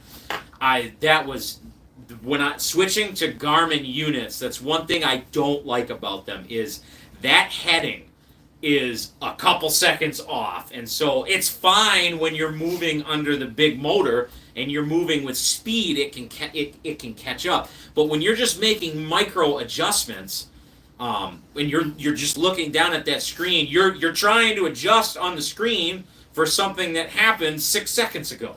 And with the wind was blowing around so bad, I was like, I'm throwing the marker buoy out, and then I don't have to, screw around with it. But the thing to remember if you're going to use a marker buoy is everybody else can see it too. Yeah. So people might know what you're doing. But we're kind of getting away from ice fishing here. You got me started on it. It doesn't matter. I'm having a conversation about fishing. I can do this for hours. That's the thing is, it's all, most people who are ice fishing are open water fishing. It all translates. Yeah. But the point is and lakes are different. But the core thing is I think that's where you start to, when you gain skills as a fisherman, and it all goes back to the learning where to start on new bodies of water, whether it's on the ice or in your boat, is eventually you will build the knowledge base that, yes, individual lakes are different, but at the end of the day, the fish is still the fish. And so it's going to have habits, it's going to have instincts, and those are the things that you learn through experience that you can key into and apply from lake to lake. The great thing about peat mold being so big and having so many differences on it we were talking about in the spring how the fish spawn. There's probably a vast majority of the fish probably do go in the river, but there's some that spawn in different areas. Well, it's no different with ice fishing or open water on Petenwall. You go out there ice fishing right now, and there's guys that are catching fish in 35 feet of water in the middle of the river channel in the south end of the lake. You can do that, and there's fish there. Mm-hmm. Those fish are targeting on a certain food species, and they're feeding during certain times of the day. There's guys that are fishing 3 miles north on a break line that's drops off into 22 foot of water, and it's 8 feet on top or 10 feet on top. Those fish might be eating something different, might be eating the same thing. There's more light penetration in there, so they might be more active longer throughout the day. But then you've got fish that probably live in the north end of that lake, that only really leave the shallow water when the drought on happens, that are there all year round, that never leave more than 10 foot of water. They don't have to. There's oxygen, there's food, and all that. And those fish, in the south end lake might be keying in on schools of maybe lake shiners that are suspended through trees in open water. Those fish on the north end might be eating creek chubs or baby white bass or baby sheepshead. And that's the thing where you gain all the knowledge from going to these different bodies of water and just traveling around and trying different things. Is you're like, okay, I've now tried to fish these humps where I can see these bait fish on my graph, I can see them on my flasher, I can see them on my live scope, and I'm sitting there and I'm looking down the hole and nothing will eat. There's got to be something feeding somewhere, so then you go and you try either another spot like that, and if that doesn't produce, then maybe change it up completely. Then maybe go to the river channel edge. Mm-hmm. Maybe go look for a random break line. Maybe move out into the middle of the flats. You can drive right into there's. I did it today. I drove from Monroe all the way down south of the Petenwall County Park on the ice, with the 4-wheeler, and there's areas I'm like, man, I can't believe nobody's fished here. There might be minor break lines. They might only be 2-3 foot transitions. But the couple of holes that I stopped and drilled today and put the live scope down just to look, because curiosity got me, I'm like, there's fish here. There isn't a hole for 1.5 miles. Yeah. But there are fish right here. And those fish will probably never see they won't probably see a bait until May of next year. That's one of the things I like about Petenwell is it's like you said, it's so massive. And the thing is, the bar really isn't that high. That you just have to get a little bit beyond, and you get to virgin territory. Yeah. It's just you got to put in that little extra bit of effort. Walk that extra 50 yards. It'll pay off. Yeah. So Nathan has another question. He says, any terrible mornings fishing that ended up turning into a rewarding or memorable day? The best day I just had a conversation with my clients. The best day I ever had fishing on Petenwall, through the ice. I was off of Monroe. This is 3 years ago, I think. It was 3 years ago. I had a buddy of mine, 2 buddies that I went to Iraq with, that I deployed with, and then the one buddy's dad. We sat there in the morning, and I don't think the first 2 hours we caught maybe 2 fish, 3 fish, and then somebody flipped the light switch. And the rest of the afternoon, the first 3 hours in the morning was pretty slow. I think we had a legal and a couple of shorts. Yep. And a perch. I remember David caught a perch. And then it just all of a sudden stuff started to pick up and they started to eat. By the end of the day, we had landed 83 walleyes through the ice on Petenwall. Through the ice on Petenwall. We had a 4-person limit from the 10 o'clock mark till noon. 4 people would have if we'd have kept them, we'd have limited out. And that was when it was 5 fish. Yeah. We'd have limited out. We were throwing fish back. I think that day when we left, we were 2 or 3 shy of. We were just one person each was shy of a limit, or 2 of us or 1 of us was shy of a limit. Just because it got to the end of the day, we had been releasing all these legals just so we could keep fishing. And right there at the end of the day, the last we're only gonna fish for another hour. If I get another legal, I'm gonna keep mine. And I did that, and somebody else did that. So a couple of us had a limit, and the other ones had 4, but I've never had a day like that. And it was in an area that I fish often. It's it's become kind of a community area, but I'd never see fish like that. I don't know. This is before I had live scope. We were fishing with flashers. Most of those fish came on tip-ups that day. They couldn't catch crap jigging, which I don't understand, because they were eating everything. They're grabbing tip-ups, they're running line out 50, 60 feet. I don't know how they're not tangling up into the other lines. We weren't fishing anything special. We were fishing the river channel, the basin of the river channel. It was just mud and sand. I don't know. There was something there. Probably big schools of baby sheephead that were there. Right. They were just following them around. The sheephead didn't want to leave, so the walleyes didn't leave. That's my best guess. That's one thing that I've learned is that fish are pretty dumb in that if you're catching them in a location, there is a reason that they are there. They fish don't do anything randomly. And that's part of the battle. Is that's where your experience comes in. They're simple-minded, but they're still tough. They have like three needs. Like, right. They need to eat, they need to not get eaten, and they need to reproduce. Exactly. Yep. And you need to figure out, okay, it's the middle of winter. They're not reproducing yet, but they might be staging a little bit forward. So they might be feeding a little more, or they're feeding a little less because during the winter the water's cold and their metabolism is as low as it's going to be. So that walleye, that 27-inch walleye that you're after, he might only eat 1 4-inch perch every 2 days. Yep. So you've got to find those areas where there's lots of those walleyes, or maybe numbers of them, to where you can catch more of those fish. You know, you have a better chance. Yeah. Me and my nephew and my brother were fishing out on Arbutus, and we actually caught one a couple weeks ago. It was a male walleye.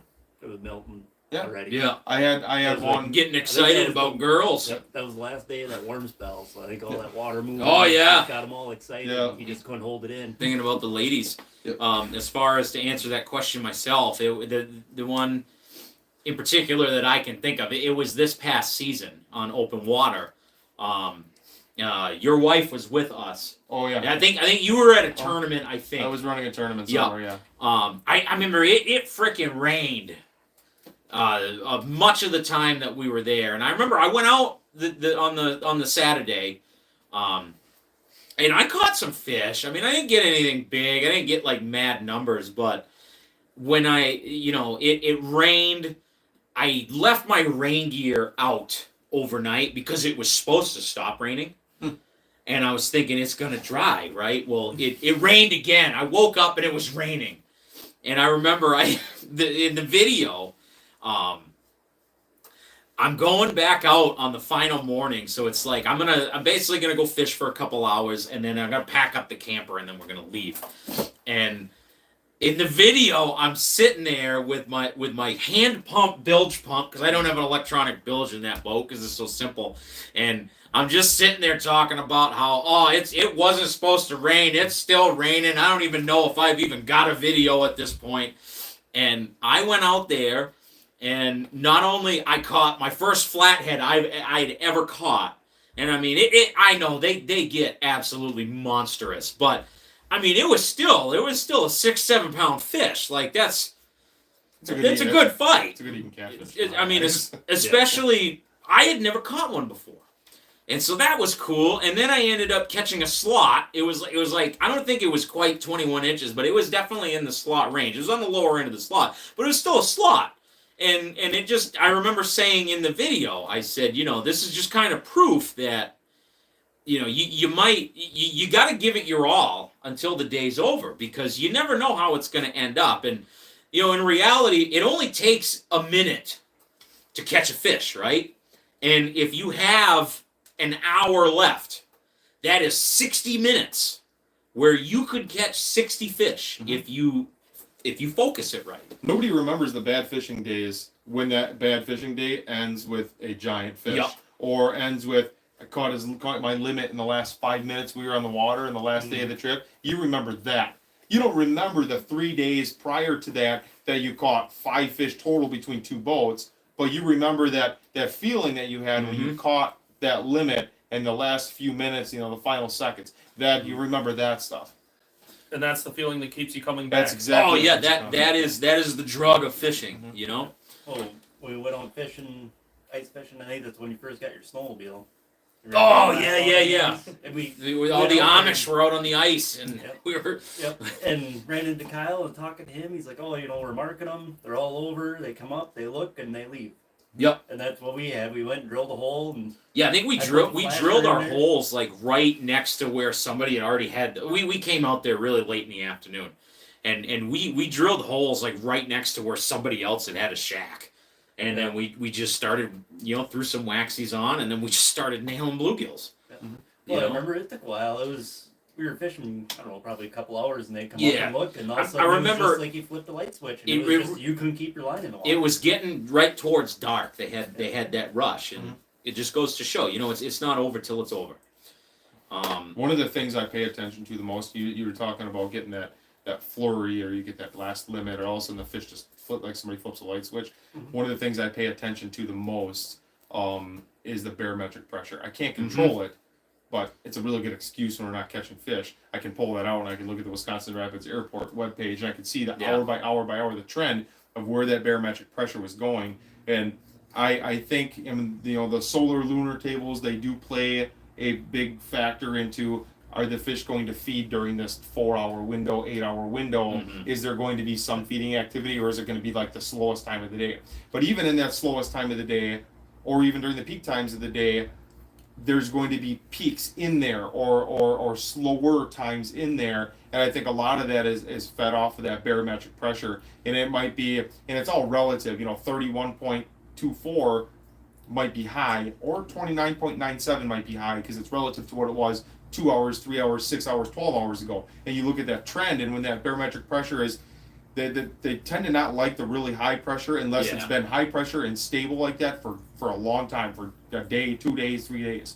Then you get those other bite windows open up.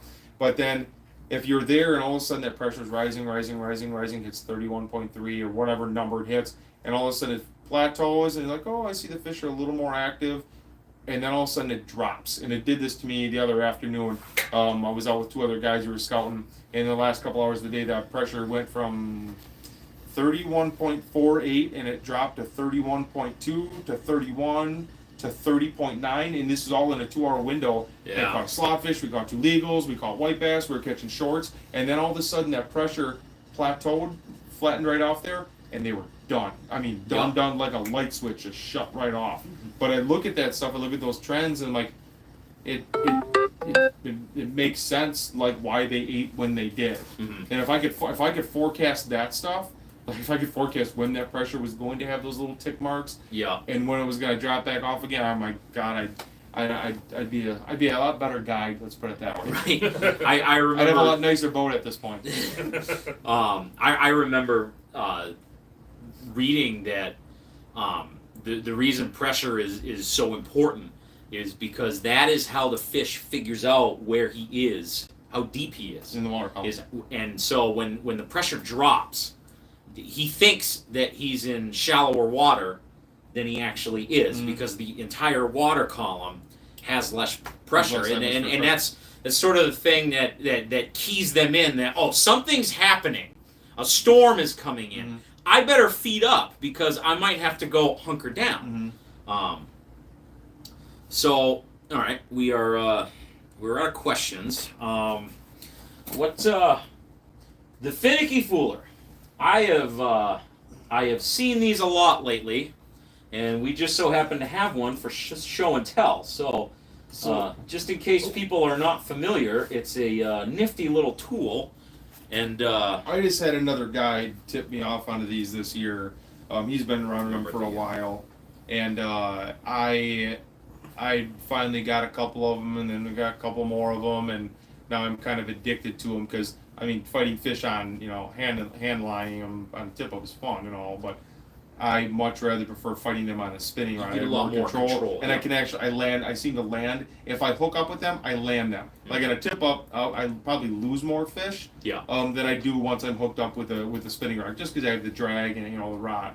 But the rod sits in there, like I had it sitting in the back here.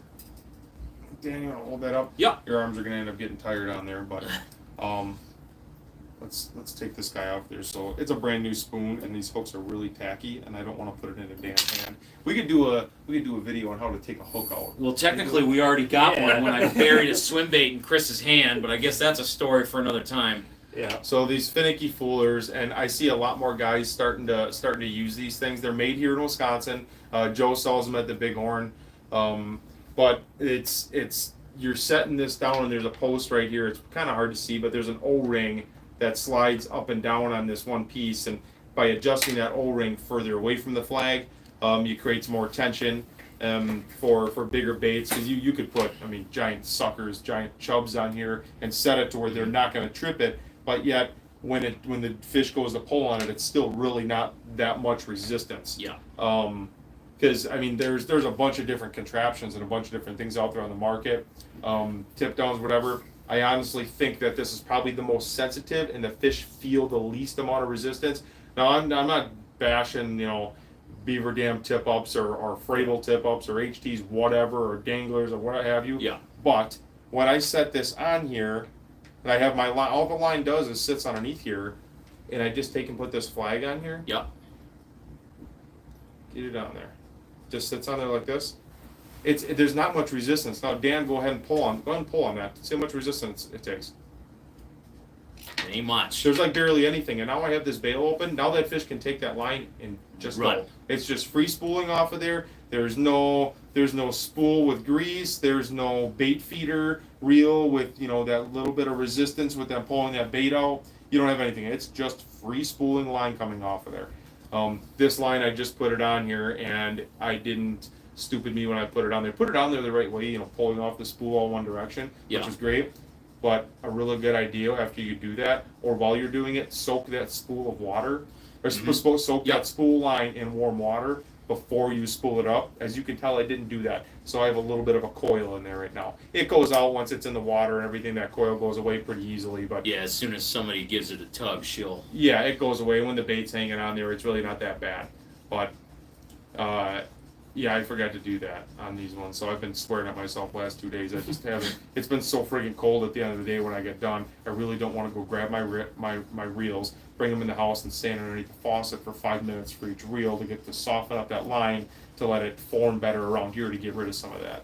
So, but no, these things have been great. I mean, you can use them anywhere from pike to you probably set them for lake trout, whatever else. Whatever rod you want on there.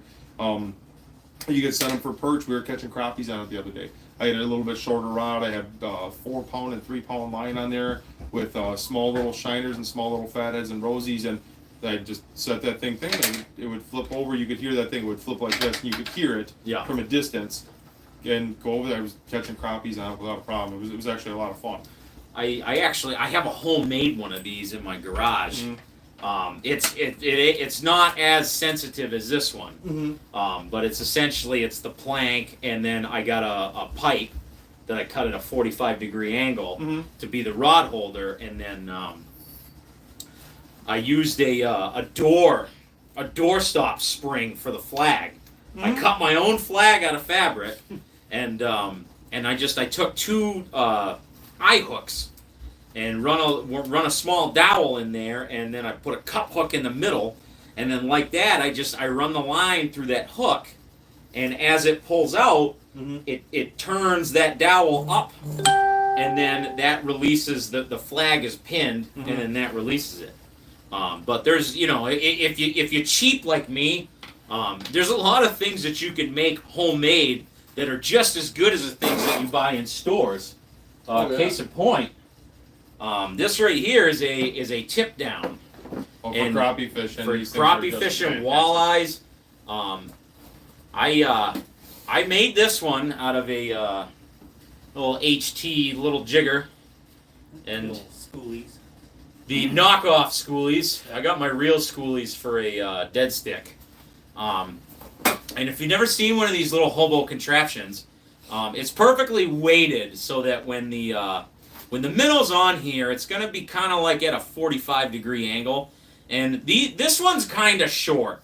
A lot of guys will have some really long poles, and the thing is, the longer the rod is, the more travel the fish has when they hook into it. But I generally don't set these up very far away from me. And so a lot of times when it starts going, I'm going to be going to hook it. I put this little flag on here just to kind of catch my attention a little better. You can buy these at the Bighorn store. Essentially the same thing already in the package. I think it's the Sure Strike. Sullivan. Are those Sullivans? No, they're not Sullivans. I can't remember. It might be the Sure Strike. I don't have any of these. Yeah, I know they're wood like this. They're built a little more simply than mine are. But it's really, that's the thing is, if you just kind of take a minute and use a little bit of ingenuity, you can make a lot of the stuff that you buy in the store yourself. I got a couple of autos that I made. Yeah, Chris has some homemade auto hook setters. I'm disappointed that you are not making and selling these. I Midwest could. angling tip downs. I could. If I was more ambitious, I probably could. You mean if you weren't as busy as you are? If I wasn't a truck driver, editing videos on my hour a night that I get after doing my exercise, and yeah, 2 kids, and sometimes I wonder how I how I get it all together. But my ducks, they might be in a row, but nobody says how close the row is together. Or how straight it is. Yeah, exactly. Why don't you, did we get anything? Joe Holland. Joe Holland did PayPal, huh? Do you have click the Venmo? I guess I didn't realize there was one. Oh yeah, I probably should have told you that. What kind of staffing are we having here? Well, we're just having a good time. I'm talking about fishing. What's going on there? Willis, Nathan Carlson. Oh, yup. He was the guy that was asking the good questions. Yeah. Thank you very much. I guess we've been so busy talking, we haven't even been paying attention to if anything's been coming in.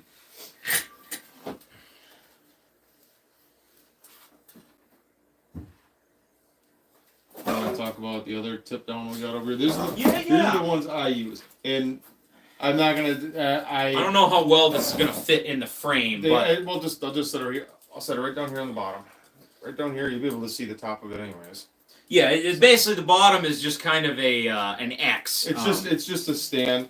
It's just a stand, and I'll go over what that all is, what these legs and everything do on here. But I started using these. Those tip downs like what Dan has. A lot of guys use them, and they're great. But me as a guide, there might be times where I might have to set 20 of them out, 15 of these things out. And those things bulky. take up, they're bulky. They take up a lot of space. I have to have a place to put the stands. They fold up nice, but they still take up space. Exactly. Then I'm going to have a place to put the rods. So that means I'm going to have another rod locker because you have 20 rods folding around, they're going to break. This one does the same thing as what he's got, what he was using over there. It sets up, the fish is still pulling it down. You're still setting it by hand. The way they're weighted, the cap comes off here on the end, and I just, depending on how heavy the weight is that I put here on this end, on the business end, I just adjust that. I might have an 1/8 ounce weight, I might have a quarter, I might have 2 quarters in there. If I'm going to try to put bigger fatheads or maybe a small creek chub on there, I'm going to put a little bit more weight in there to help keep that up so that minnow doesn't pull it down as easily. This one, actually, I have some drop shot weights, actually. Oh, yeah. That's all I did, just slid that in there. The reason I like these, and it's a tip down, it's a very simple, contraption as it is. But the reason I like these ones is this folds down. They're so handy. They're so handy. And then I can take, and these legs, you fold these out, and surprisingly they actually withstand, like the wind, they withstand pretty dang good. But these legs fold around this reel in here, and this whole thing spins out. Yeah. And then I can take and I can fit this right inside of here, except for when the treble hook wants to get caught on the side. There we go.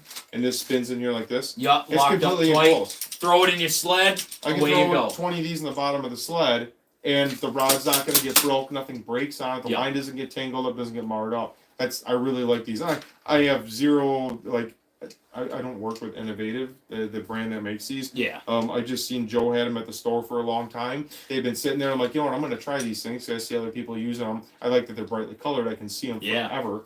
So can the guy on the snowmobile. So can the guy in the snowmobile that's driving by me. He can see what I'm doing over there.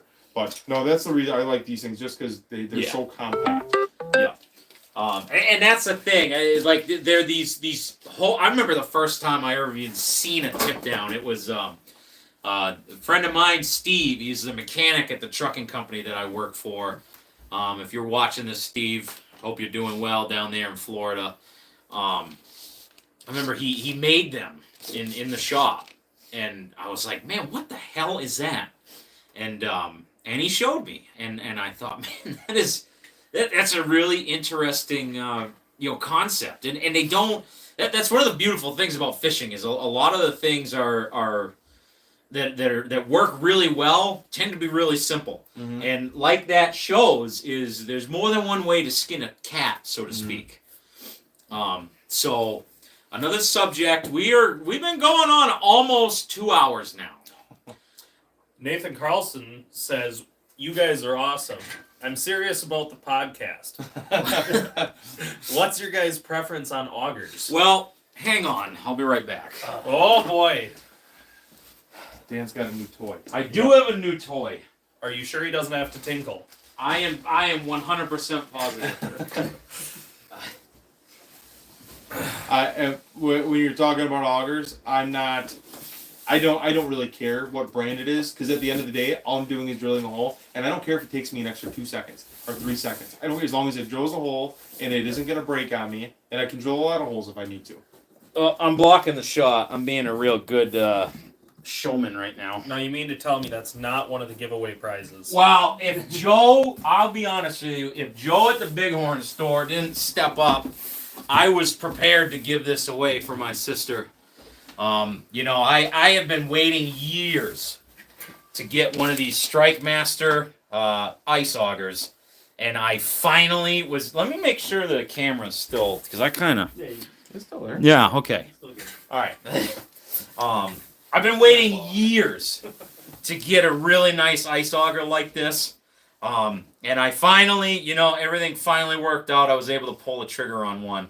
My first 2 ice fishing videos this year, I was using a 6-inch hand auger, for Christ's sakes. So it worked. It worked. It absolutely worked. And you know what? Even with this thing, that 6-inch hand auger is still going in the truck, because eventually this battery's going to get too cold. If this ever takes a dump, I still got that, and it all goes back to redundancy. You know what I mean? And I know you were running. You got the 40 volt, right? I have the 40 volt. The 24 volt is for most people that are going out, taking their family out. They're gonna just go set a bunch of tip ups, run flags, and you only need to drill 20, 30 holes, or whatever, through the ice that we have now. It's gonna be fantastic. The 40 volt.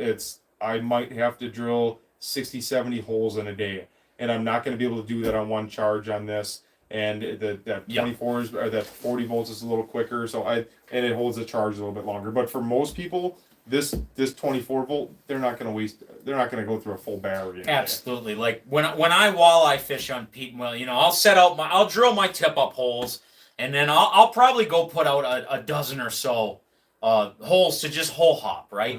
And this, like Thomas said, this size is perfect for that. If you're, he's a guide. He's got to drill a lot of holes. So sometimes you want that bigger amount of oomph. I just need to be able to drill more holes on per charge. Right. I mean, the one that I have, is this the light? This is the light flight. The light flight, so it's a lot lighter. This one's at 14 pounds. Yeah, right. Mid-20s. So you feel it, especially if a little bit of ice cakes up. Because I don't have the light flight. I still have the metal auger bed on there. But and you were telling me still better than the old Jiffies, though. I will never own another. I shouldn't say that. I still own a gas auger, and they still have their place. Yep. I still own an Eskimo gas auger. I haven't used it in some time, but I make sure that thing still runs. Reason being is if we ever get to 33, 34 inches of ice, that gas auger keeps powering a lot better than this. Once you get all kinds of slush built up in that hole and a bunch of snow in that hole, that gas auger that I have, it still cuts just a touch faster overall. This will start out quicker, but it tends to die just a little bit. And I've seen it with ions, with the Strike Masters, and I have some affiliation with Strike Master, but I have to say it. But the Strike Master gas augers, a gas auger in thick ice. Yeah, you've seen those shows when they're up in Canada, and they gotta put the extension on. Yeah, start no drilling way up here. We'll go put this back on the freezer. So now Dan and I have talked extensively about this subject, but what are your thoughts on propane augers? So propane augers, have you ever tried to start up your heater in your tent after it's 3 below? And your propane won't flow through the hose, or won't flow through your Mr. Buddy heater? I've seen the same thing with the propane augers. I've seen the exact same thing. If you don't keep the propane warm, then you start having issues with it. If you think you're going to leave it in the truck and it's going to be 5 below overnight, you're probably going to have a hard time getting that thing running and keeping it running throughout the day. Me and one of my buddies, he had a propane auger, and we had it in the cab of the truck, so it was warm. I still brought my gas auger along. It was 10 below. He pulled it out, put it together, Mhm. started it up, it idled for like 2 or 3 seconds, and then quit. And that's the end of it. And it was done. Mhm. Like, we could not get it started again, so it's like, oh, of course, I had to. Oops. Sorry. Oh, it's just the the old remote gas for my jiffy string and, lights. 10 below, a couple of pulls on the cord, and away she goes. Yeah, I last year was the only year. I mean, I've been using a hand auger my entire life. My father, that was all he had. Was I'm pretty sure he's still got that same 8-inch Mora from the 80s. That was the only one I ever used, and otherwise it's been that 6-inch hand auger. Last year, I finally got a Jiffy one-arm Bandit. Oh. And Chris I'm very glad quickly that thing learned was gone.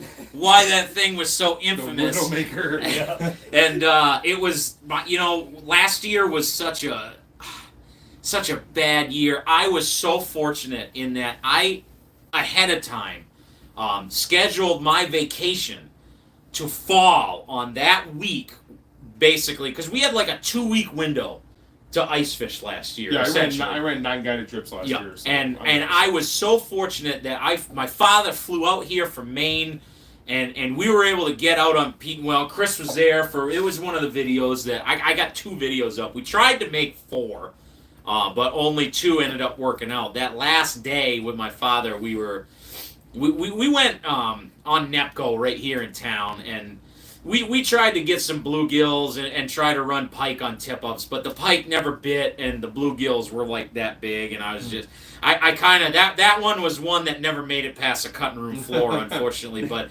we took that one-arm Bandit out there, and that first, it ran. I mean, this was one that Steve the mechanic, I was talking about, the one that showed me the tip downs, he just gave that thing to me, because he had a pond in his backyard, and it had drained. And so he had them out there leaning against his retaining wall. He had 2 of them. One of them fell over. And then it was a spring where we got a substantial amount of rain in a short amount of time. That pond filled back up, okay? The one that leaned over went to the scrapyard. The one that was still leaning up against the wall, that ended up at my house. The only thing was that auger bit rusted. I mean, them blades were junk. So I got a new set of blades for it, put it on, painted the auger bit, and then we took it out there, and it ran. It never really ran great, right? And that last time that we went out with my father, I went to pull it the first time, and that recoil come right off. And that right there is why. Guess what? That 6-inch hand auger was behind the front seat of my truck. And I was able to go up and grab it, and we were still able to fish with the hand auger. And that's why there will always be one in my truck. Well, this right before the end of last season, I brought that auger to a guy at my work that what he does is he specializes in small engines. He's a guru. Whenever I have trouble with my snowblower or lawnmowers, I bring it to that guy. And he had it for a while. He got it going real good. He figured out that the reason it would seem like when you would cut with it, I know Chris has a Model 30 that it's in pretty good shape. It works very well. I remember with his, when you would start to really get in there, the auger, like the motor itself would take off. Like it would adjust. Bog down a little bit. And then the RPMs would go up. It would adjust to the force that it needed to cut the hole. And this auger didn't. And he told me, when he went and pulled it apart, there's a plate in there that throttle has to push against. Mm-hmm. And the problem was it was all cracked. And so the throttle just never had anything to push against. So that's why it would never go. So he fixed that, okay? He got a new carb for it. And then he gets all that together, and then it loses spark. And he calls me up. He's like, Dan, you really got to think about, I mean, this is a 50-year-old machine, and he said, a coil for this, so old it's got points. A coil for this is going to cost you, $70, and then you got to pay me to put it in. And then it's possible it's not even the coil. It could be the flywheel, but you're not going to know that till you change the coil. And he's like, you could be looking at, well over $100 by the time I'm done with it, and it still might take a dump the next day. And so I just said, you know what? For that much money, I can put that. I got that Strike Master for $300 at Fleet Farm. So it's like I could have taken half the money I spent on that to put in that old, heavy Heavy auger. That is that was pounds. That was back when from the early 70s when just like my pickup truck, my 1974 Chevy pickup truck, when they made something out of metal back then, they made it. Yep. Right? I mean, that was solid. So if it wasn't going to run, you could just bang it against the ice. Exactly. You could chip a hole through it eventually. So, Melodic Mindful says, just tuning in. Really sorry to hear about your sister. Oh, well, thank you very much, man. I really appreciate it. We're trying our best to be able to do something. I'm actually, for those that don't know, I am a truck driver by trade, and tomorrow I am picking up a load out of right here in Wisconsin Rapids, and I'm headed to Portland, Maine to go see my sister. I had a very short time at the house this week, and so we're, I really wanted to get this in and get this done, and I mean, I can't thank every single one of you that's been here. People that have donated enough. It really means a lot to me. Joe down at the Bighorn store giving us an ice shack to give away. I mean, that is just, words can't even describe how thankful I am for all the people in this community that have come together, that spread the word. So thank you very much. R.W. Chidester, I apologize if I just absolutely butchered that name. But they say, very sorry to hear about your sister as well. Thanks to Thomas for all the info he shares on Facebook. If you all could only use one lure, spoon, jig, etc., what would it be? Minnow head or full? I'm gonna let you answer yours first. I think we're gonna give you the same answer. I very well, it could be.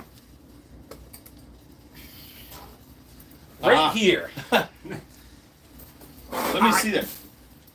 That's right now. Yeah. I am a big fan.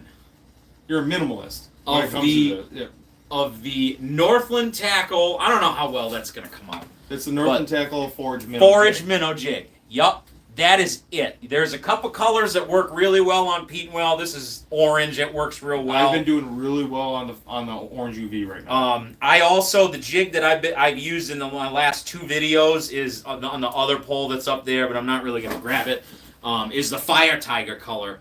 And what I do is I very rarely will cut my minnow up. I 9 times out of 10, I am putting that whole minnow on that hook. And the reason that I do that is because I have a little stand that I'll set my rod in. In fact, my most recent ice fishing video, the first fish I catch, I'm still setting up my tip-ups. And I just so happen to have the camera on the tripod staring at this pole in the cradle. Mm-hmm. And I just so happen to look over, and the pole's doing this, and it's going into the hole. And so I had to run to go save my jig pole. And so if you put a whole minnow on, you can set that pole down. A lot of these spinning reels, they act like a tripod. And that minnow will dance. And you can go make your lunch. You can go do whatever. And that minnow's doing... I know that there's certain times where you get a lot of fishing pressure where downsizing is the key. But I've found, especially on Pete and Well, I've really never had a reason to not put a whole minnow on there. Now, I'm sure Thomas goes out a lot more than I do, so he might have something different to say about that, but I'll let him take it away. So I've been using those Northland Forage minnow jigs, quite a bit this year, and they've been working really, really well. I think I use the Forage minnow it's got the treble hook on it, and it's just a little bit, they're a little wider, a little flatter. I can snap it and I can get a fluttering action out of it. I like them. Sometimes I like the Northland Forage spoon, the rattling spoon ones. But you gotta watch with the fish want. Sometimes they don't want that rattle, but I can put that exact same color on without the rattle and catch a lot of fish doing that. I think it's that Northland Forage minnow. The Northland Forage minnow is probably the one spoon or the one bait that I use the most. I use more minnow heads or half minnows. I don't use a whole lot of full minnows, especially with them smaller spoons. Yeah. You put a full minnow on there, you have to really be cognizant of when a fish hits it. Yeah. you've got to you got to give them just a second to eat that, to get that whole minnow in their face before you can set the hook. Whereas if I'm using lately I've been running a lot of emerald shiners, jigging with emeralds, and using a half of a minnow, it damn near looks like one of the spoons. It's got the eyes, it's got the glimmer on it from the scales, it's the same darn profile, it's the same length, and I use that a lot, and it's been working really well. I will say that through my experience, the two baits that I have had the best luck with have been a silver with red reflective slender spoon. They're absolutely great for pike. I've had days where I have just done nothing but slam pike with just that silver and red spoon. The other one is I can't remember the exact name of it, but it is a clam leech. Oh, the clam leech spoons. Yes. This. I actually have one on here right now. Yeah, right there. And the one that I use is the pink, white, and blue. Pink, white, and blue, yes. Very I know good which luck one you're with talking that. about, yes. Which is weird, because blue is one of them things, like for walleyes, they can't see blue that well.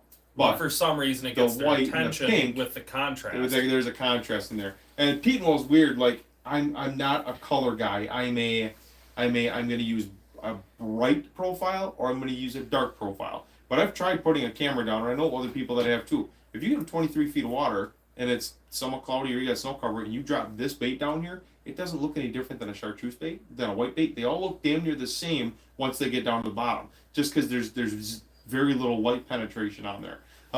When I'm bluegill fishing or crappie fishing out there, all the crappie fishing I've been doing this year on peat and wall, I haven't changed my jig yet. I haven't changed that jig on my bluegill rod in 3 years. No matter where I go, I learned from I'm name dropping here, Jeff Kelm. He is the MWC and NWT tournament director.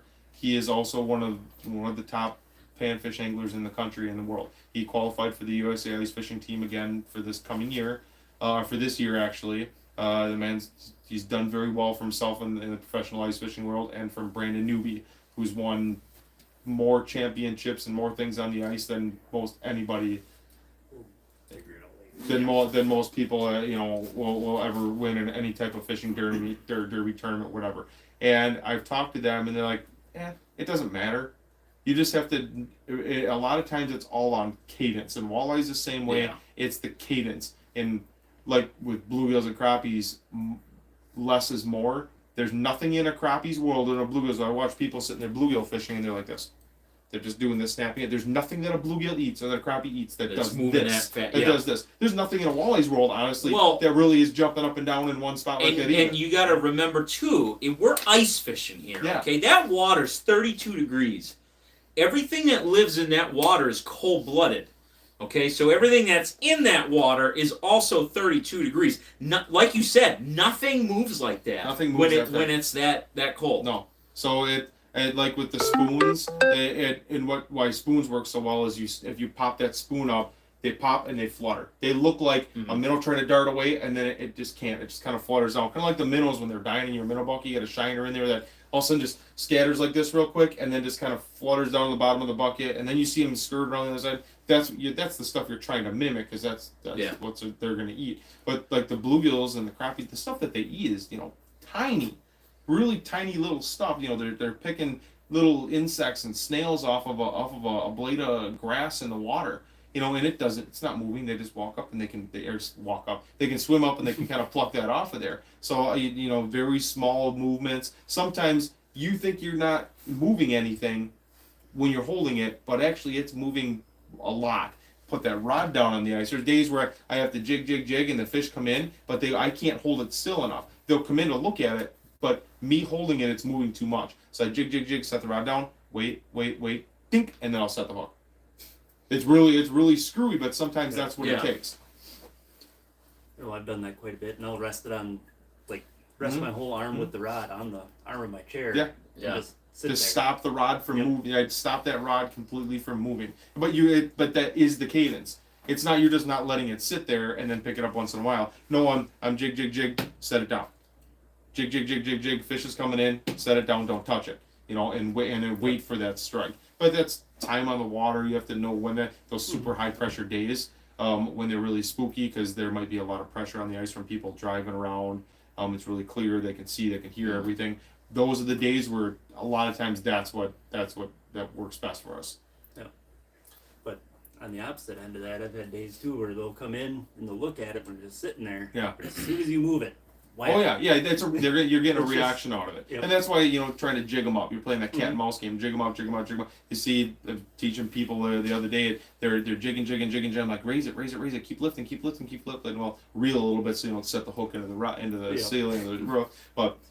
Reel and jig, and keep it moving. If that fish is moving, keep moving that bait. Eventually, they're either going to eat it or they're going to completely disengage, and they're just not going to eat it at all. But if you stop it, like you just said, sometimes you just stop it altogether. Like, what the hell? They're like, I better. My food never gives up like that.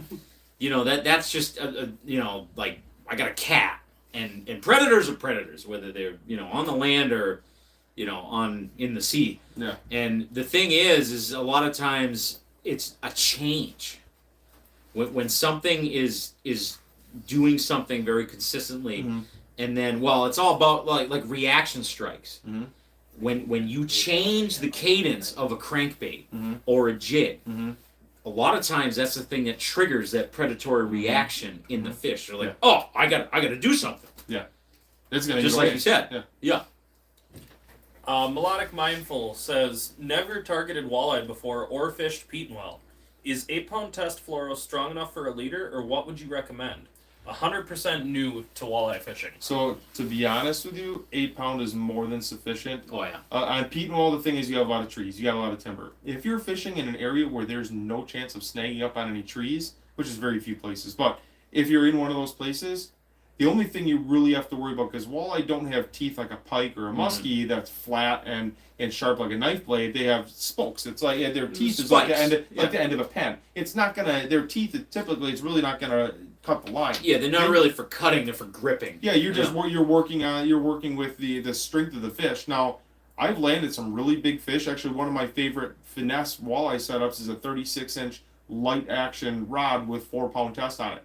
No issues. I've landed 26, 27-inch walleyes. You got to play them out. Now, what you have to have your drag set right. Good reel with good drag, and you have to pay attention to that line not getting caught on the ice. But absolutely, 8-pound test fluorocarbon for a leader, that's great. For jigging, I'm running 6-pound Suffix. Just 6-pound. It's a copolymer. It's ice fishing line. 6-pound line. That's perfectly fine. Braid is great, but if you fish as much as I do, I don't want to be respooling all the time.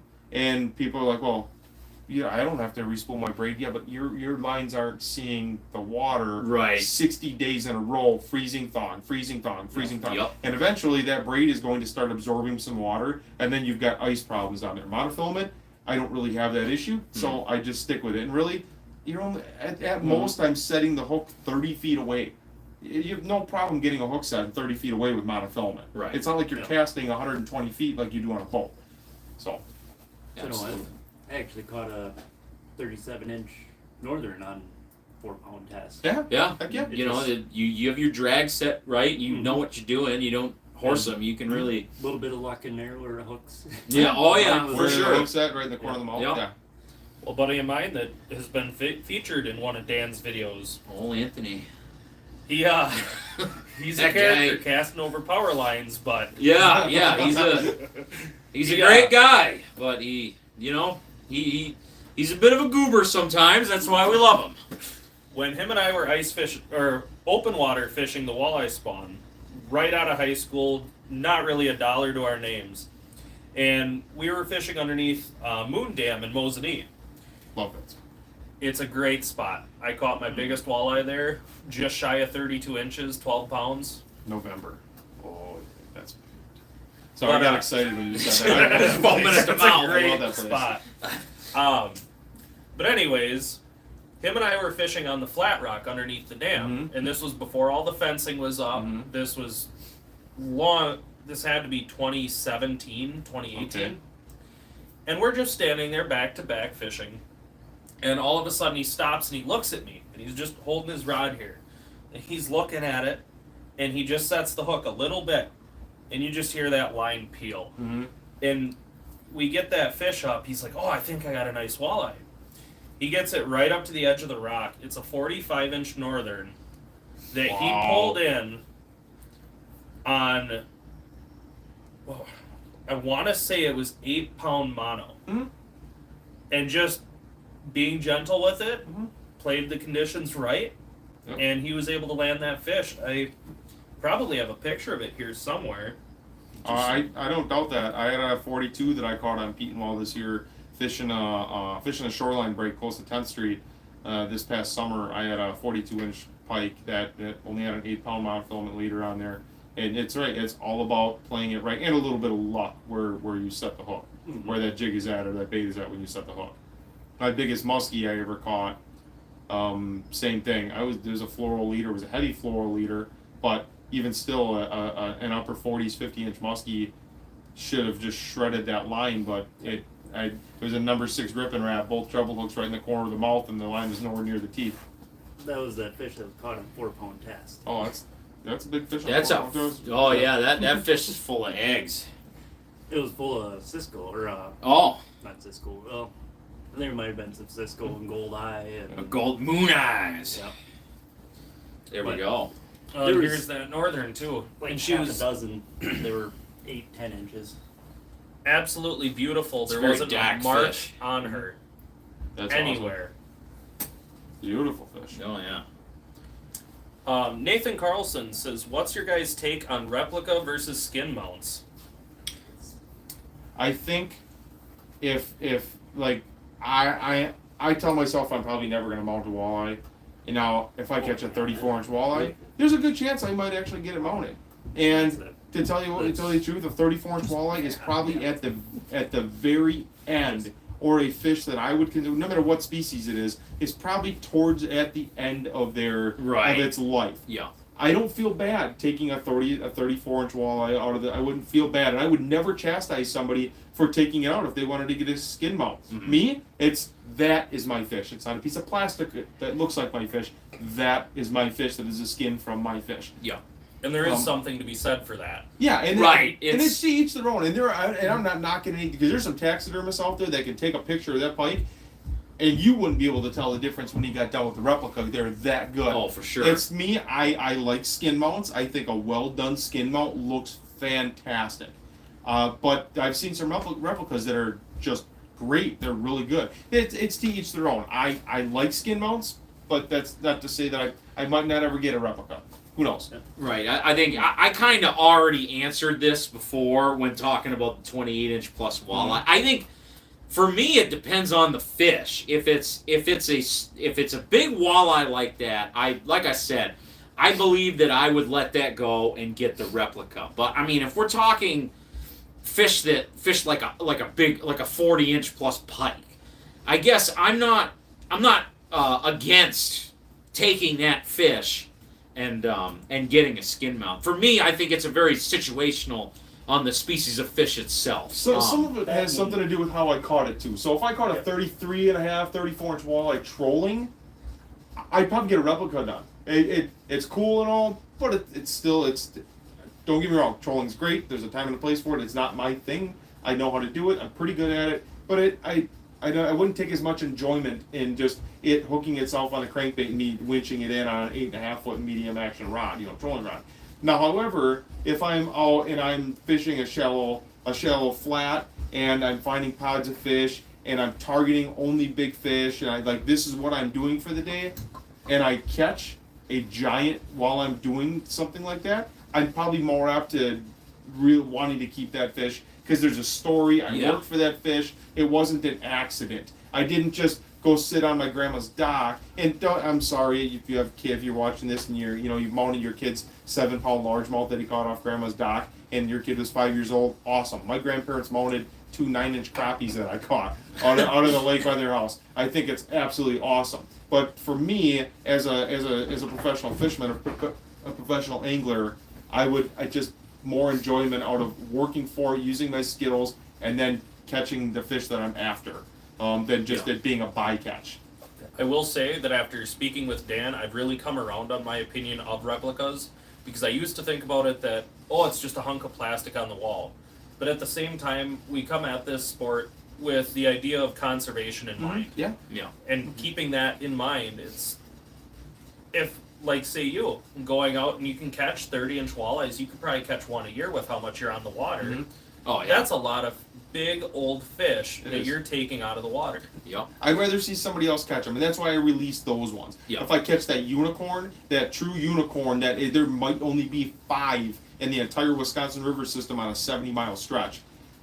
That's one thing. Those are true unicorns. Now, keeping the 29-inch fish, I catch 15 of those myself every single year. I'm not going to mount a 29-inch fish. Now, if it was a cool story behind it and everything, I might get a replica at that point. If there's a really cool story about it, the line broke, I had to hand line this thing in, and I was able to catch it as it was slipping through the guides. That would be really cool. Maybe I get a replica, get a picture underneath that replica of me holding that same fish. Yeah. That's one thing. So I don't know. I guess it's all scenarios. It's just situational. I know, like for me, another thing is every time I don't go fishing anymore without setting up my cameras. And Hunter, he's trying to get into YouTube himself, but he's a busy guy. And so there's been times where he's come fish the video that we did in August. He said, I'm not going to bring the cameras. Well, he catches a slot. I want to go out and just enjoy it, not be focused on, I have a video to produce here. Right. And of course, that's when you get the best content, too. It is. And that's why I truly, it's to me, if I go out there and I don't get a video out of it, I'd rather just take that SD card and reformat it and then it never sees the light of day than go out there and potentially have something be missed, right? So I have the benefit personally that everything that I do, whether it's in the kayak or in my boat or on the ice, I have that on camera, right?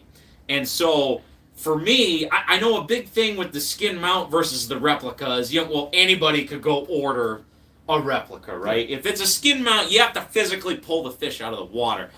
I have the benefit where not only do I have the memory of catching that fish to go with said replica, I've got the video clip of when I caught that fish to go with it. And so for me, that goes a long way in justifying the replica over the skin mount. But again, I think it's very situational. And like Thomas said, my opinion is when it comes to fishing in general and social media, I think a lot of times we really just need to keep our eyes on our own bobber. Yeah. I am never, ever, ever going to, talk down to somebody that takes a legal limit of fish. They bought their fishing license. That catches, you catch that. Nowadays, I'm probably not keeping that 28-inch plus walleye. But if the guy in the boat next to me does, I am not going to hold it against him. That is, if he is legal to do that, he has every right to do that. And that is just kind of my viewpoint. I'll slap him high five and take the picture for him. Right. And congratulate him on absolutely. You do that. That is you paid for your license, like Thomas said. You paid for your license. That is absolutely your right to keep that fish, to get your 15 panfish or whatever they got the limit to these days. Did they lower the panfish limit, or were they just talking about it? Okay. Some bodies of water it's lower, which is a little bit ridiculous. We're trying to create a fishery. I think in general, we could have a whole podcast session. Yeah, we could. If we actually start like the Pete and Well Fishing Pals podcast, maybe that'll be episode number 1. Pete and Pals. Yeah, exactly. Maybe that'll be the first topic is fish limits. But I think in general, we should, as a whole, be killing less fish. Yeah. Because I've said it before. A lot of guys will sit there. They've been fishing the same body of water since 1972, and every time they've gone, they've filled that bucket every single time with fish. And then you do that every time you go for 45 years, and then at the end of the 45 years, you don't fill the bucket, and then you're like, well, whoa, what happened? Oh, it's because you took 45 years worth of buckets of fish from the place. It's probably got something to do with it. I gotta cut you off there because otherwise we're gonna have the Pals podcast going. We are, and we are getting into it. I will say, going back to what Thomas was saying earlier when we started about the older gentleman keeping that walleye that he caught below Nakusa. Mm-hmm. You got to think for a guy like that, having that on the wall, That's that a could be fish of a something lifetime. that he's been trying for years. My walleye that I caught out at Moon Dam, I had fished that same body of water. I've fished it for 7 years, 8 years. Yep. I've only pulled a handful of slots out of there. Mhm. Catching that was my unicorn. Mm-hmm. I know people that have been to Canada that have been fishing for, they're 65 years old that have been in my boat. They've been walleye fishing their whole life. They've never caught one over 26 inches. And it might be because they live in Iowa where they're just not giant walleyes in some of those bodies of water. It might be because of where they're from. And they come up there and they fish with me and they catch a 28 incher. Well, the 28 incher to us, because of the fishery that we have, We're very spoiled. we're spoiled because you have the ability, you can go catch. You know, if it was a live weight tournament and you could do that, I could put 40 pounds of fish on the card. The only other place you're going to do that in the Midwest, realistically, is Green Bay. You're probably not even going to do that on Erie. You're probably going to be more apt to doing that on Green Bay, Lake Oahe, or maybe Devil's Lake. There's not very many places where you realistically can do that. You know? Yeah. That's a very good point. And it's a hidden gem. It It really is. Down below Dexter Dam is a hidden gem. Oh yeah, this guy. Not anymore. Why don't you come in? I mean, Not Wow. so hidden. but I mean, I guess that's your story to tell to Yeah. the masses if you want to, but it was, if you're gonna tell it though, why don't you come over here and Might as well scoot your chair. yeah, because I don't know how good the audio is from over there. oh, I guess I never listened in on it. Yeah, we can't hear it on my end. But yeah, I guess, well, I had You a actually kind might of a- have to. Yeah, we're all gonna have to scoot down Yeah. a little bit more. There we There go. we go. There he is. Gotta wait. Yeah. Give her about 5 minutes. Yeah. We'll We're, get that. our view of this is a little behind. We're gonna but- need a bigger office for Pete and Pals. Yes, we Yeah. are. But I had went to a tournament for the club that we were talking about earlier, and I don't know. I had a rough go at it and didn't catch it, but maybe 2 or 3 fish. And I was like, yeah, I drove past, and I was like, yeah, I'm gonna stop and throw a tube around, smash some smallmouth, and just have a good old time, take out some frustration, tournament frustrations. Went down there and I was just hammering smallmouth left and right. I probably was about a dozen in. All of a sudden I hooked into something. It wasn't And- a smallmouth. Yeah, I hooked into it and it was just like, at first thought it was snag, and then it started moving. I'm like, oh, it's gotta be a carp. Just throw in a tube. I'm like, oh, maybe a carp picked it or I snagged a carp or something, and reeling it in, bullshitting with, or BSing with the guy that was down Good job there. And, filtering there. Yeah. yeah. It's the thought that counts. But I was BSing with him, and we were, I'd probably snagged a carp, and I'm standing about knee deep on this little rock bar, and all of a sudden I get it up close to me, and I'm like, oh, that's a walleye. I'm like, holy crap! I think I had a picture there somewhere, but it's so far to date, it's the biggest walleye I've ever caught, and it was just on a whim, just going, stopping at a little hole on the way home. That was Yep. Boat behind the truck, fishing from the bank. it. Yep.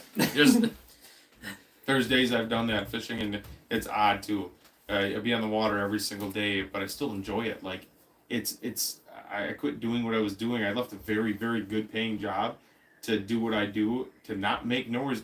I don't make nowhere near what I was working for the company I was prior to that. But I have freedom. I can make my own schedule and everything. But I still enjoy fishing. I still want to do it on my days off. I'm here talking with you guys. I love fishing that much. yeah. I just talk for hours. But I'll finish up a trip in Nakusa at the end of the day in the spring, and I'll drive down, and if there's an open spot on shore, I'll stop and I'll cast for an hour after I'm done with the trip, and I was just there in my boat and didn't catch anything. But now here I am on shore. It's different, and I still love it. There's still that. There's still that buzz. Mhm. Well, there's that fish that he just caught on a whim. So that is, I'd say that was a nice detour. Yeah. I mean, it's just Yeah. Yeah. real good color to them. Got a couple little swords. Oh, there's walleyes in that system. Yep. 100%. Now, Nathan, we really got to give a shout out to you. You've really been Oh, the unsung Nathan! hero. Nathan is the MVP tonight. 100%. Nathan asks, "What's your favorite batter breading way to cook your catch?" I'll let you start off. So my favorite is using panko breadcrumbs. I season it like I'll dump a bunch of Old Bay seasoning in there and maybe some pepper. I feel like it's spicy. I'll add some cayenne or some red pepper flakes in there. And I'll do it one of two ways. I'll roll it, or I'll dip it in egg first, an egg wash, or I'll use Frank's red hot sauce, dip it in the Frank's, and roll it in the panko, and then pan fry it or deep fry it either way. Another way I just learned a few days ago from Cybert's Guide Service. He's another Pete and Wall guide, a really good friend of mine. He takes Old Bay seasoning. You just get a pot of water boiling, and you dump a whole bunch of Old Bay seasoning in there, get it rolling, and take your fish fillet chunks, put it in the water, and then wait for the fish to start floating. It takes about 3 minutes, and they're done. And take it out. It's like poached fish, but then the Old Bay seasoning kind of sticks to it. It's great. It's really good, and there's no, you're not eating the oil and the fat and all that thing. It's just seasoned fish at that point. Yeah. It's really good. Yep. So that well-paying we- career of yours, was that as a chef? Because we're getting awful fancy there. Oh yeah, we're getting. Poached fish. Yeah. Actually, No. that's how we cook our bourbon, and it tastes Yeah. like Yeah. lobster. Yeah, it's great. Yep. So I call That's- it poor man's lobster. It's really funny. You just said his last name. I consider the man to be a friend of mine, and I've been saying his last name wrong this whole time. You've been saying Siebert? Yeah, Yeah, it's yeah. Cyber. Well, good to know. Sorry, Brandon. I think I've said it in a couple videos too. When I mentioned him. Really? Yeah. Oopsie. Sorry, dude. But the way that I do it real simple. I go to Walmart and I get this brand. It might not be right on the shelf at your Walmart, but if I'm sure if it's not, you can order it online. It's called Louisiana Fish Fry brand. And then I get, they have fish fry batter, but the one that I get is the Louisiana Fish Fry chicken fry mix. Audio lobster It's ain't too bad, actually. Good. It's Just have to check that out. I first did it. You make it chicken wings with it, right? Yeah. And it's a Weird, cake. it's a chicken batter. It is. Oh yeah, chicken fry. Who'd have thunkin', right? And it's Cajun, so it's got a bit of a kick to it.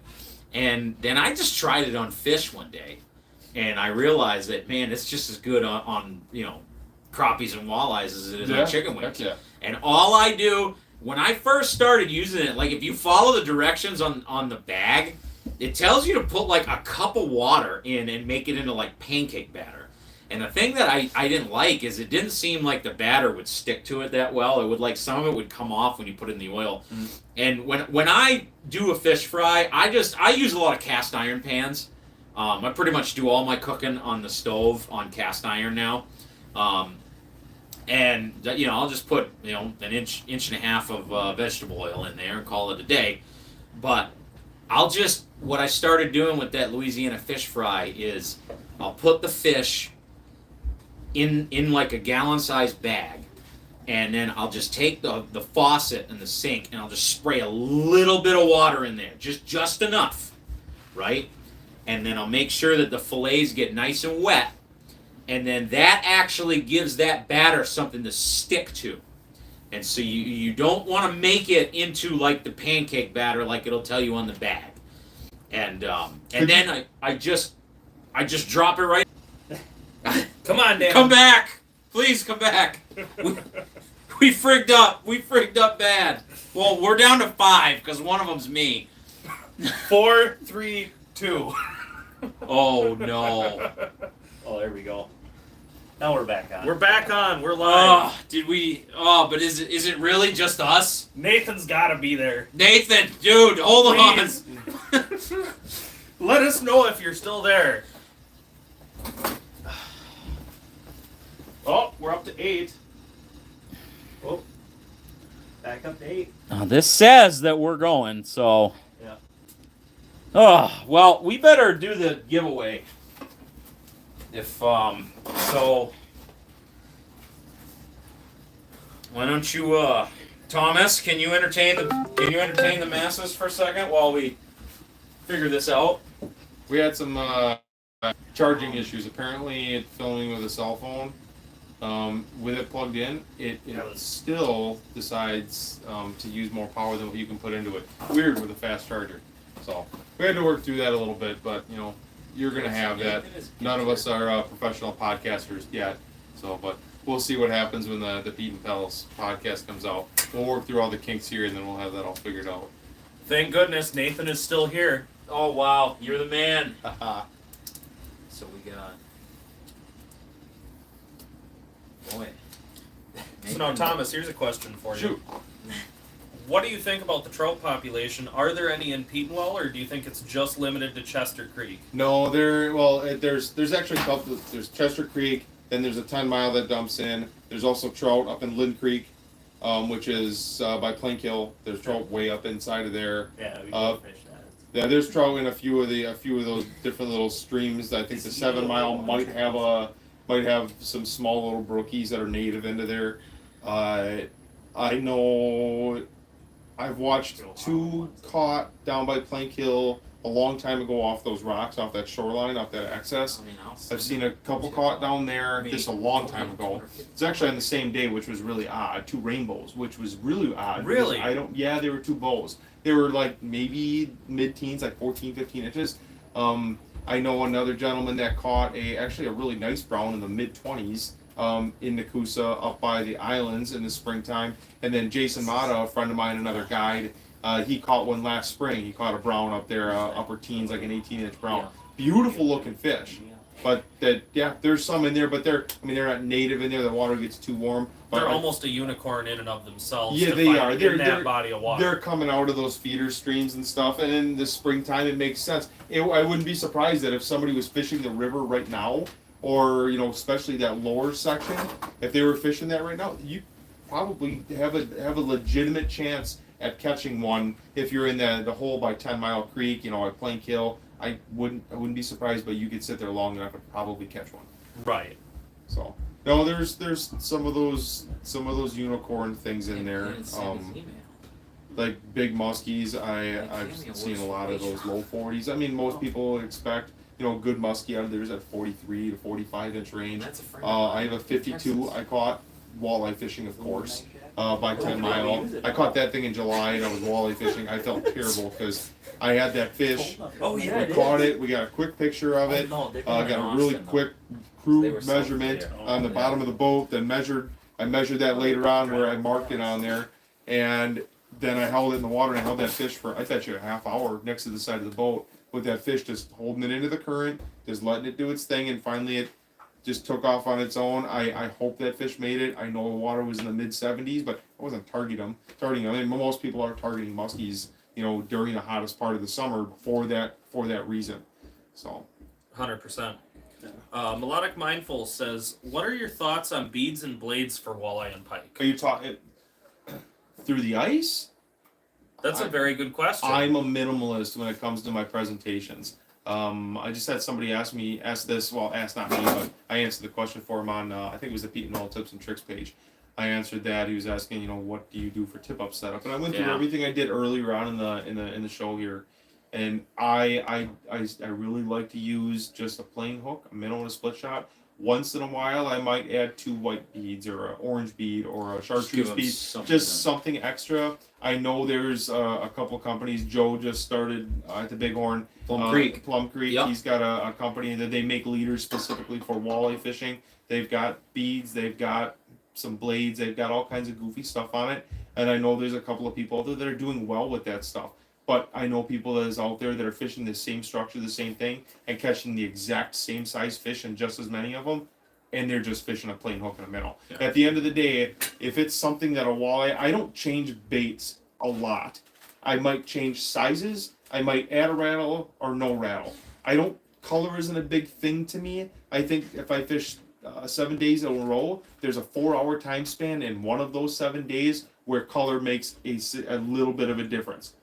But I tend to go with presentation and the size, the profile of it. If it's something that they would normally otherwise eat, it's not going to make a difference. If they're hungry, they're going to eat it anyways. Yeah. I've always been a fan of just trying to make the presentation look as much as possible like the thing that they are going to eat. That's why perch Kitex works so good. Yep. Everything eats perch. And they're really soft. They have a subtle action. You don't have to do much with it. and you can crush fish with it.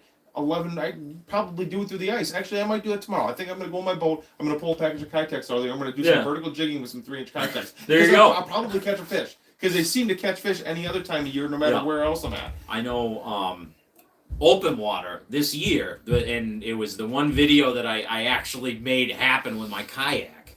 Remember when I came in and you were around the water? Yeah.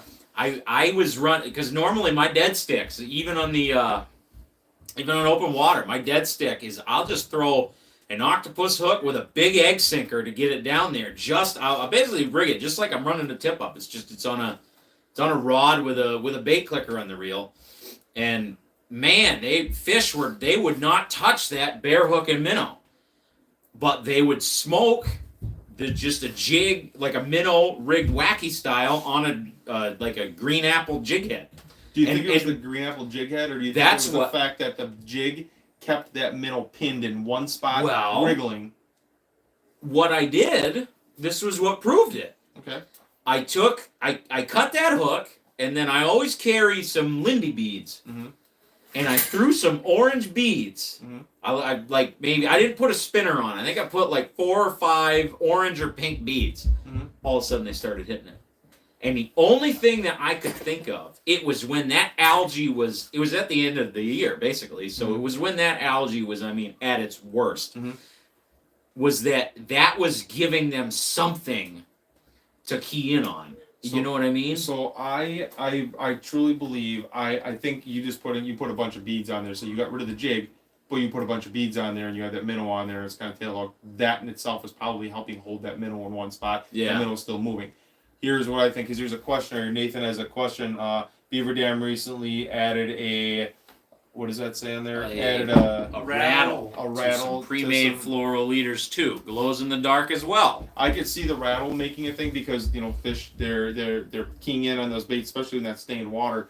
That rattle they can pick that from with their lateral line. They can sense that a long ways away, so they can feel that vibration and they come in. The glow in the dark. To be honest with you, I glow in the dark is kind of a cool thing. I think a lot of times it just catches the fishermen. Yeah. Because walleyes are great eating in the dark, and they have no problem eating a fathead or a chub or a perch or a baby sheephead in low light conditions. And there's nothing on a sheephead. Well, I don't know. Some people say the fishing people glow, but they have no problem eating. They might have at one. They have the paper mill in the 80s, 70s, and 80s, but they have no problem eating their prey in the middle of the night in the dark in their natural environment. None of that stuff glows. So I tend to not use that glows stuff. Does it grab their attention? Yes, it probably does. They can probably see it on there, but are they eating the glow or are they eating the minnow? Are they eating the bait that you have on there? That's what I think. That's the way I look at it. Well, if you think about it too, just from the standpoint of even in optimal light conditions, it's murky down there. They're not really operating off of sight until they get within a foot of that bait. Yeah, they're going off of what they feel. Yes, absolutely. Thing too is sound travels significantly better underwater as well. So their hearing is so much more finer tuned than ours. Like just that little, even if it's just the beads too, just they could probably hear. Oh, absolutely. The tapping of those beads when that minnow's bouncing. They can definitely hear that stuff. No doubt. For sure. So we are, it's been a really fun time, and I really got to thank everybody that stuck with us even through our technical difficulties, but we got to kind of make a decision, because right now, Nathan, you're the only guy that's entered. We've got several donations, but it's mostly just donations. And so, right now, we don't even have to do the drawing. You're it. So I guess the thing too, as soon as this is done, it's gonna go up and people will be able to catch the replay. And therefore people could still see it, and they could, if they really wanted to, they could enter, right? So I think what we're going to do is, we've got the prizes, we've shown them to you, right? If nobody else gets me their email address to enter, Nathan, you pretty much won an ice shack. Yep. And I don't know. I think Joe, he might have had to dip out because I haven't seen him respond in a while. But I think we'll probably Joe Holland. He is the man. Like I said, he gave us $250 for my poor sister. So I think we're gonna send him a Beaver Dam tip up and. A little something special. From Yes, Wisconsin. yeah, exactly. Something from Wisconsin, because Mr. Joe, he works really closely with a brand called Jack Traps. That is a Maine ice fishing company. They make a really good tip up. Melodic Mindful asks, how do you enter? All you got to do is if you make a donation, just send me it through the PayPal or Venmo. You know, we don't have a minimum dollar. Like, you could send me $1, and as long as you put your email on there Underneath the notes or the comments or the. Because the whole point is, like, if you're buying something from somebody, you can say, oh, well, I'm ordering blah blah blah. If you just put your email in there, that way I know I can get a hold of you, and that separates the people that are they just wanted, because there's been a lot of people that have stuck with us, that, like, family members of mine, that they don't even ice fish. A good friend of mine, Mackenzie, her boyfriend sent us $100, and that guy lives in Austin, Texas. All right, he definitely. I want to see him use that Beaver Dam. Yeah, A little rubber Ice duck fishing in floaty. Texas. Yes. right. Yeah, I mean, There's a couple reservoirs. We have some that have walleyes. We have Yep. we have walleye clubs with the organization that I work for. We have a couple of walleye clubs in Texas. Actually within. I think there's one 120 miles from the Austin area that have. Murray Lake or something. I want to say it's. I don't. can't I look. remember. There's like 5 Yeah. in Texas that have them. The most southernmost one is about 100 miles from where they live. Sounds like we need a Pete and Pals trip. Oh, yeah, no. exactly. Field Ice trip, fishing right? Texas, man. There you go. Well, they are We're getting going to pounded Maine. with. We're going to go to Yep. Texas. Yeah, they are getting pounded with snow right now. Melodic Mindful, if you can just do that to the PayPal or Venmo, whichever one works easier for you, then we will get you entered. But I'd say your odds are pretty good. The Arwich.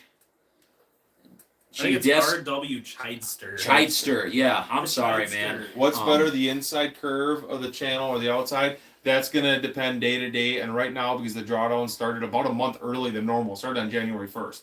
So we're already starting to see the water levels drop when you go off the landings. You can see, like up Pineville County Park today, I noticed you come down off the ramp, there's a concrete, but the ice actually slopes down a little bit too. So Yeah. they're starting to draw it down Already already. going. So what that does is it creates more current in the channel areas, especially on the north end of the lake. And you have to remember that this is a flowage. It's not a regular lake, so there's current, and those fish react to that current.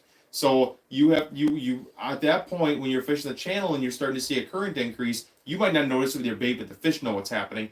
They're gonna look for current breaks. They're gonna act like they do if you were 7 miles further north in the river. Those outside bends might be good. You might not be fishing on the bottom of the channel or on the break itself on that outside bend because that's where the current's the fastest. But you might be on the very top edge of that, pushed off of it a little bit, finding a depression in there where those fish can lay out of that little bit of current. And they won't use it all the time, and the current switches throughout the day with the water flow, what they're pushing through the dam. I tend to start in those areas, and I'll push across the channel. I'll push to the inside of the bend, away from the current. The most active fish are typically in your current. That's where they're feeding. That's where they're feeding the most. So, I will say, especially with my experience fishing underneath dams, Mhm. the current doesn't bother them. It's when they can find that shelter from the current, especially underneath the dams. When all those bait fish come through the dam and they're getting swept past, they're finding those breaks that they can hide behind. and go And in the that fast minnow water, come is out. Go in the on- fast water and come out. Exactly. Yes. What the hell was it? I don't know. I just don't know. It was. R.W. Chidester also asked, do you hook minnows through the mouth or tail? It all depends on what I'm doing. If I'm gonna dead stick a jig, I might hook it through the tail. I might put it through the mouth. If I'm hooking a big creek chub, I may not hook it through either place. Honestly, it may not be in the lips. And it may not be in the tail. And actually, if we were talking about using different types of hooks earlier, if I'm using big octopus hooks or circle hooks, like those 1/0s, those really big ones that are like this, I'll actually take and hook that minnow. You have got this pen, and this is the head of the pen. I'll actually take that hook and go just behind the head, just under the skin, and I'll angle that hook forward a little bit. And that hook's gonna sit right on top of here like this. And what happens more often than not, those fish, those bigger fish especially, when they swallow those bigger minnows, they're gonna try to swallow it head first, because then they're not being affected by the fins. And that hook just sits out just perfect like this. So when you go to not hook set with a circle hook, you're just gonna pull on it, and then the hook turns, and that's what catches the corner of the mouth or the roof of the mouth. So it's dependent on what I'm doing, how big the minnow is, and the type of hooks that I'm using. More often than not, dead sticks, tip ups, finicky foilers, tip downs, almost always through the back towards the tail. Yeah. Almost always. But that's not a hard and fast rule all the time. Right. I think the only thing I'll add to that is if I really want that minnow to dance, Mhm. I'm going to put that hook just about to the tail. Yeah. And But he has to try to keep himself upright, so he's going to sit there and so struggle he's like really this. going to, You'll have to replace minnows more often because they usually struggle till they die. But Yeah. but it does work because it keeps that minnow absolutely. moving a lot more. Sometimes, it's like especially in real high pressure situations, that might be the thing that makes them go for it. Yeah, absolutely. So all right, guys, we're gonna wrap this up, and Melodic, I see that you sent the message through PayPal. The problem is we keep getting logged out of PayPal, and I need the phone that we're using to stream this to get the stupid code to log into it. But I mean, if Mr. Chidester, have you entered? Why don't you let us know? Because I think he said that he sees your stuff on Facebook, right? Or was that somebody else? I don't remember. Nathan wants to know why circle hooks over trebles. Circle hooks do less damage. They're easier to get out. And typically, a treble hook is going to grip onto whatever's there. If it's the gills, the back of the throat, the gut, wherever it's at, the tongue, it's just going to hook onto anything and everything. So you have to work a little bit more to get it out of there. That circle hook, more often than not, if you don't set it hard, if you set it hard, you'll probably just pull it out of their mouth. But if you just give it tension, like hooking like a slip bobber, when you go set the hook with a slip bobber open water, you're not setting, you're reeling up and just kind of easing into it. When you set your tip up and you pull that line, you just kind of ease into it and just keep pulling. That hook turns in their mouth, and usually 9 times out of 10, it's going to be in the roof of the mouth, on the outside of the mouth, or in the corner of the mouth. And it's really easy to remove that circle hook or octopus hook versus trying to pull that treble hook out of their gills. You were correct too, Dan. Chidester was from Facebook. Okay. All right. So, do you want to be in on this? I guess. Did you? Let us know, Chidester. Did you enter the drawing at all? Because if so, I think we're totally cool with. I don't even think we have to do a drawing. We got 3 prizes, and if you're in, then we got 3 entries. I'm trying to do the maths. We had, so I can figure out how much we got here. But we'll go back to Venmo at least. There was a lot of. Yeah. Okay. We're running like I was gonna wonder. 4 or 5 different phones and tablets and stuff in here trying to monitor everything. So it's, and of course trying to get all of it to sync up and work together, and not one of us is a true tech geek professional. So This is very much an operation run by monkeys trying to launch the space station. Right, from the zoo. yeah. Okay, so Just like Madagascar, like that kids movie Madagascar. The Right, penguins. yeah. The penguins. Yeah. okay, so we got that, and then we got to get into PayPal, and then I can have a total. I might crash us, but I gotta try, I guess. It's If for it the does people. crash, he's gonna come back real quick so we can show you, so we can do the rest of this out.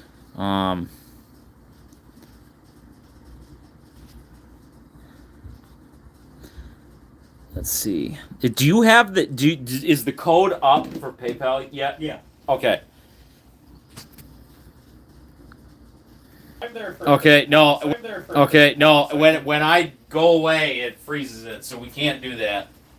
All right. We are back to live. All right. So, as far as sorry about that, guys. We are we're having a time here. We are this might not be accurate. I don't think it is because we can't access PayPal because we need to use the phone that is streaming this thing. And when we went to go try to get the security code to log into it, it froze the stream, and now the PayPal's frozen on this, so I can't even send a new one. So we are. I know we got 10 from there, so that would be. We have raised.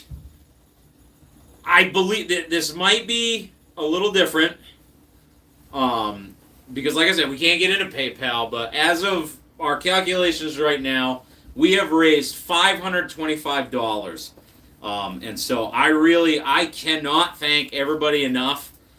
We are going to call it a night. This guy's got to go to bed, and you got clients tomorrow, don't you? Clients for the next 17 days. Yeah, he's a busy boy. This is the bread and butter season right now. It is.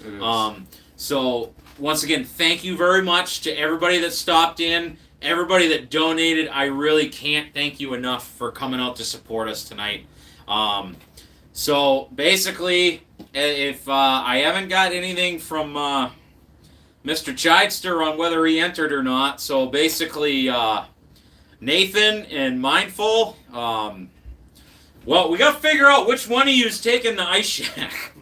So, Who's got the Turn hat? into a hat. Let me stir it up here. I was gonna say, I had it shaken up. I was gonna hold it over your head so you couldn't see. okay, They're both still in there. Okay. Yeah. Now you get to pick one, Dan. all right. Moment of truth. Who This gets is the shack? for the ice shack. For the Eskimo ice shack. It's right on you. I just pulled it. Oh, Nathan, dude, you won the ice shack.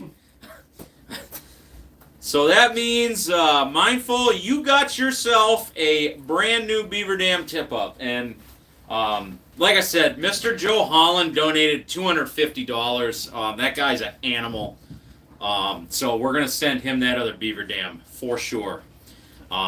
So thank you very much. If anybody's watching this on the replay, you absolutely can still donate. And I would be extremely thankful if you did. Please make sure to... I'm not going to be ice fishing for a little bit because I do have to go to Maine and see my dear sister and bring her all this money. But probably within the next 2 weeks, I'll be getting back out on the ice and I should have some content coming up. Let us know in the comments on the replay if you saw it on the replay and if you think that we should do the Pete and Pals podcast. Some variation of So that. you're right, yeah. We'll. I don't know. I thought this was really fun. It was. This It would be really fun was. to sit down and do again. We probably won't go so long next time, but it was really, it was for a good cause. And so thank you very much. We are signing off. I think they're laughing at us. Could be. Hey, whatever gets them to watch, right? Yep. Oh, Mindful says definitely do the podcast too. All right. Well, thanks, brother. We will see you on the next one.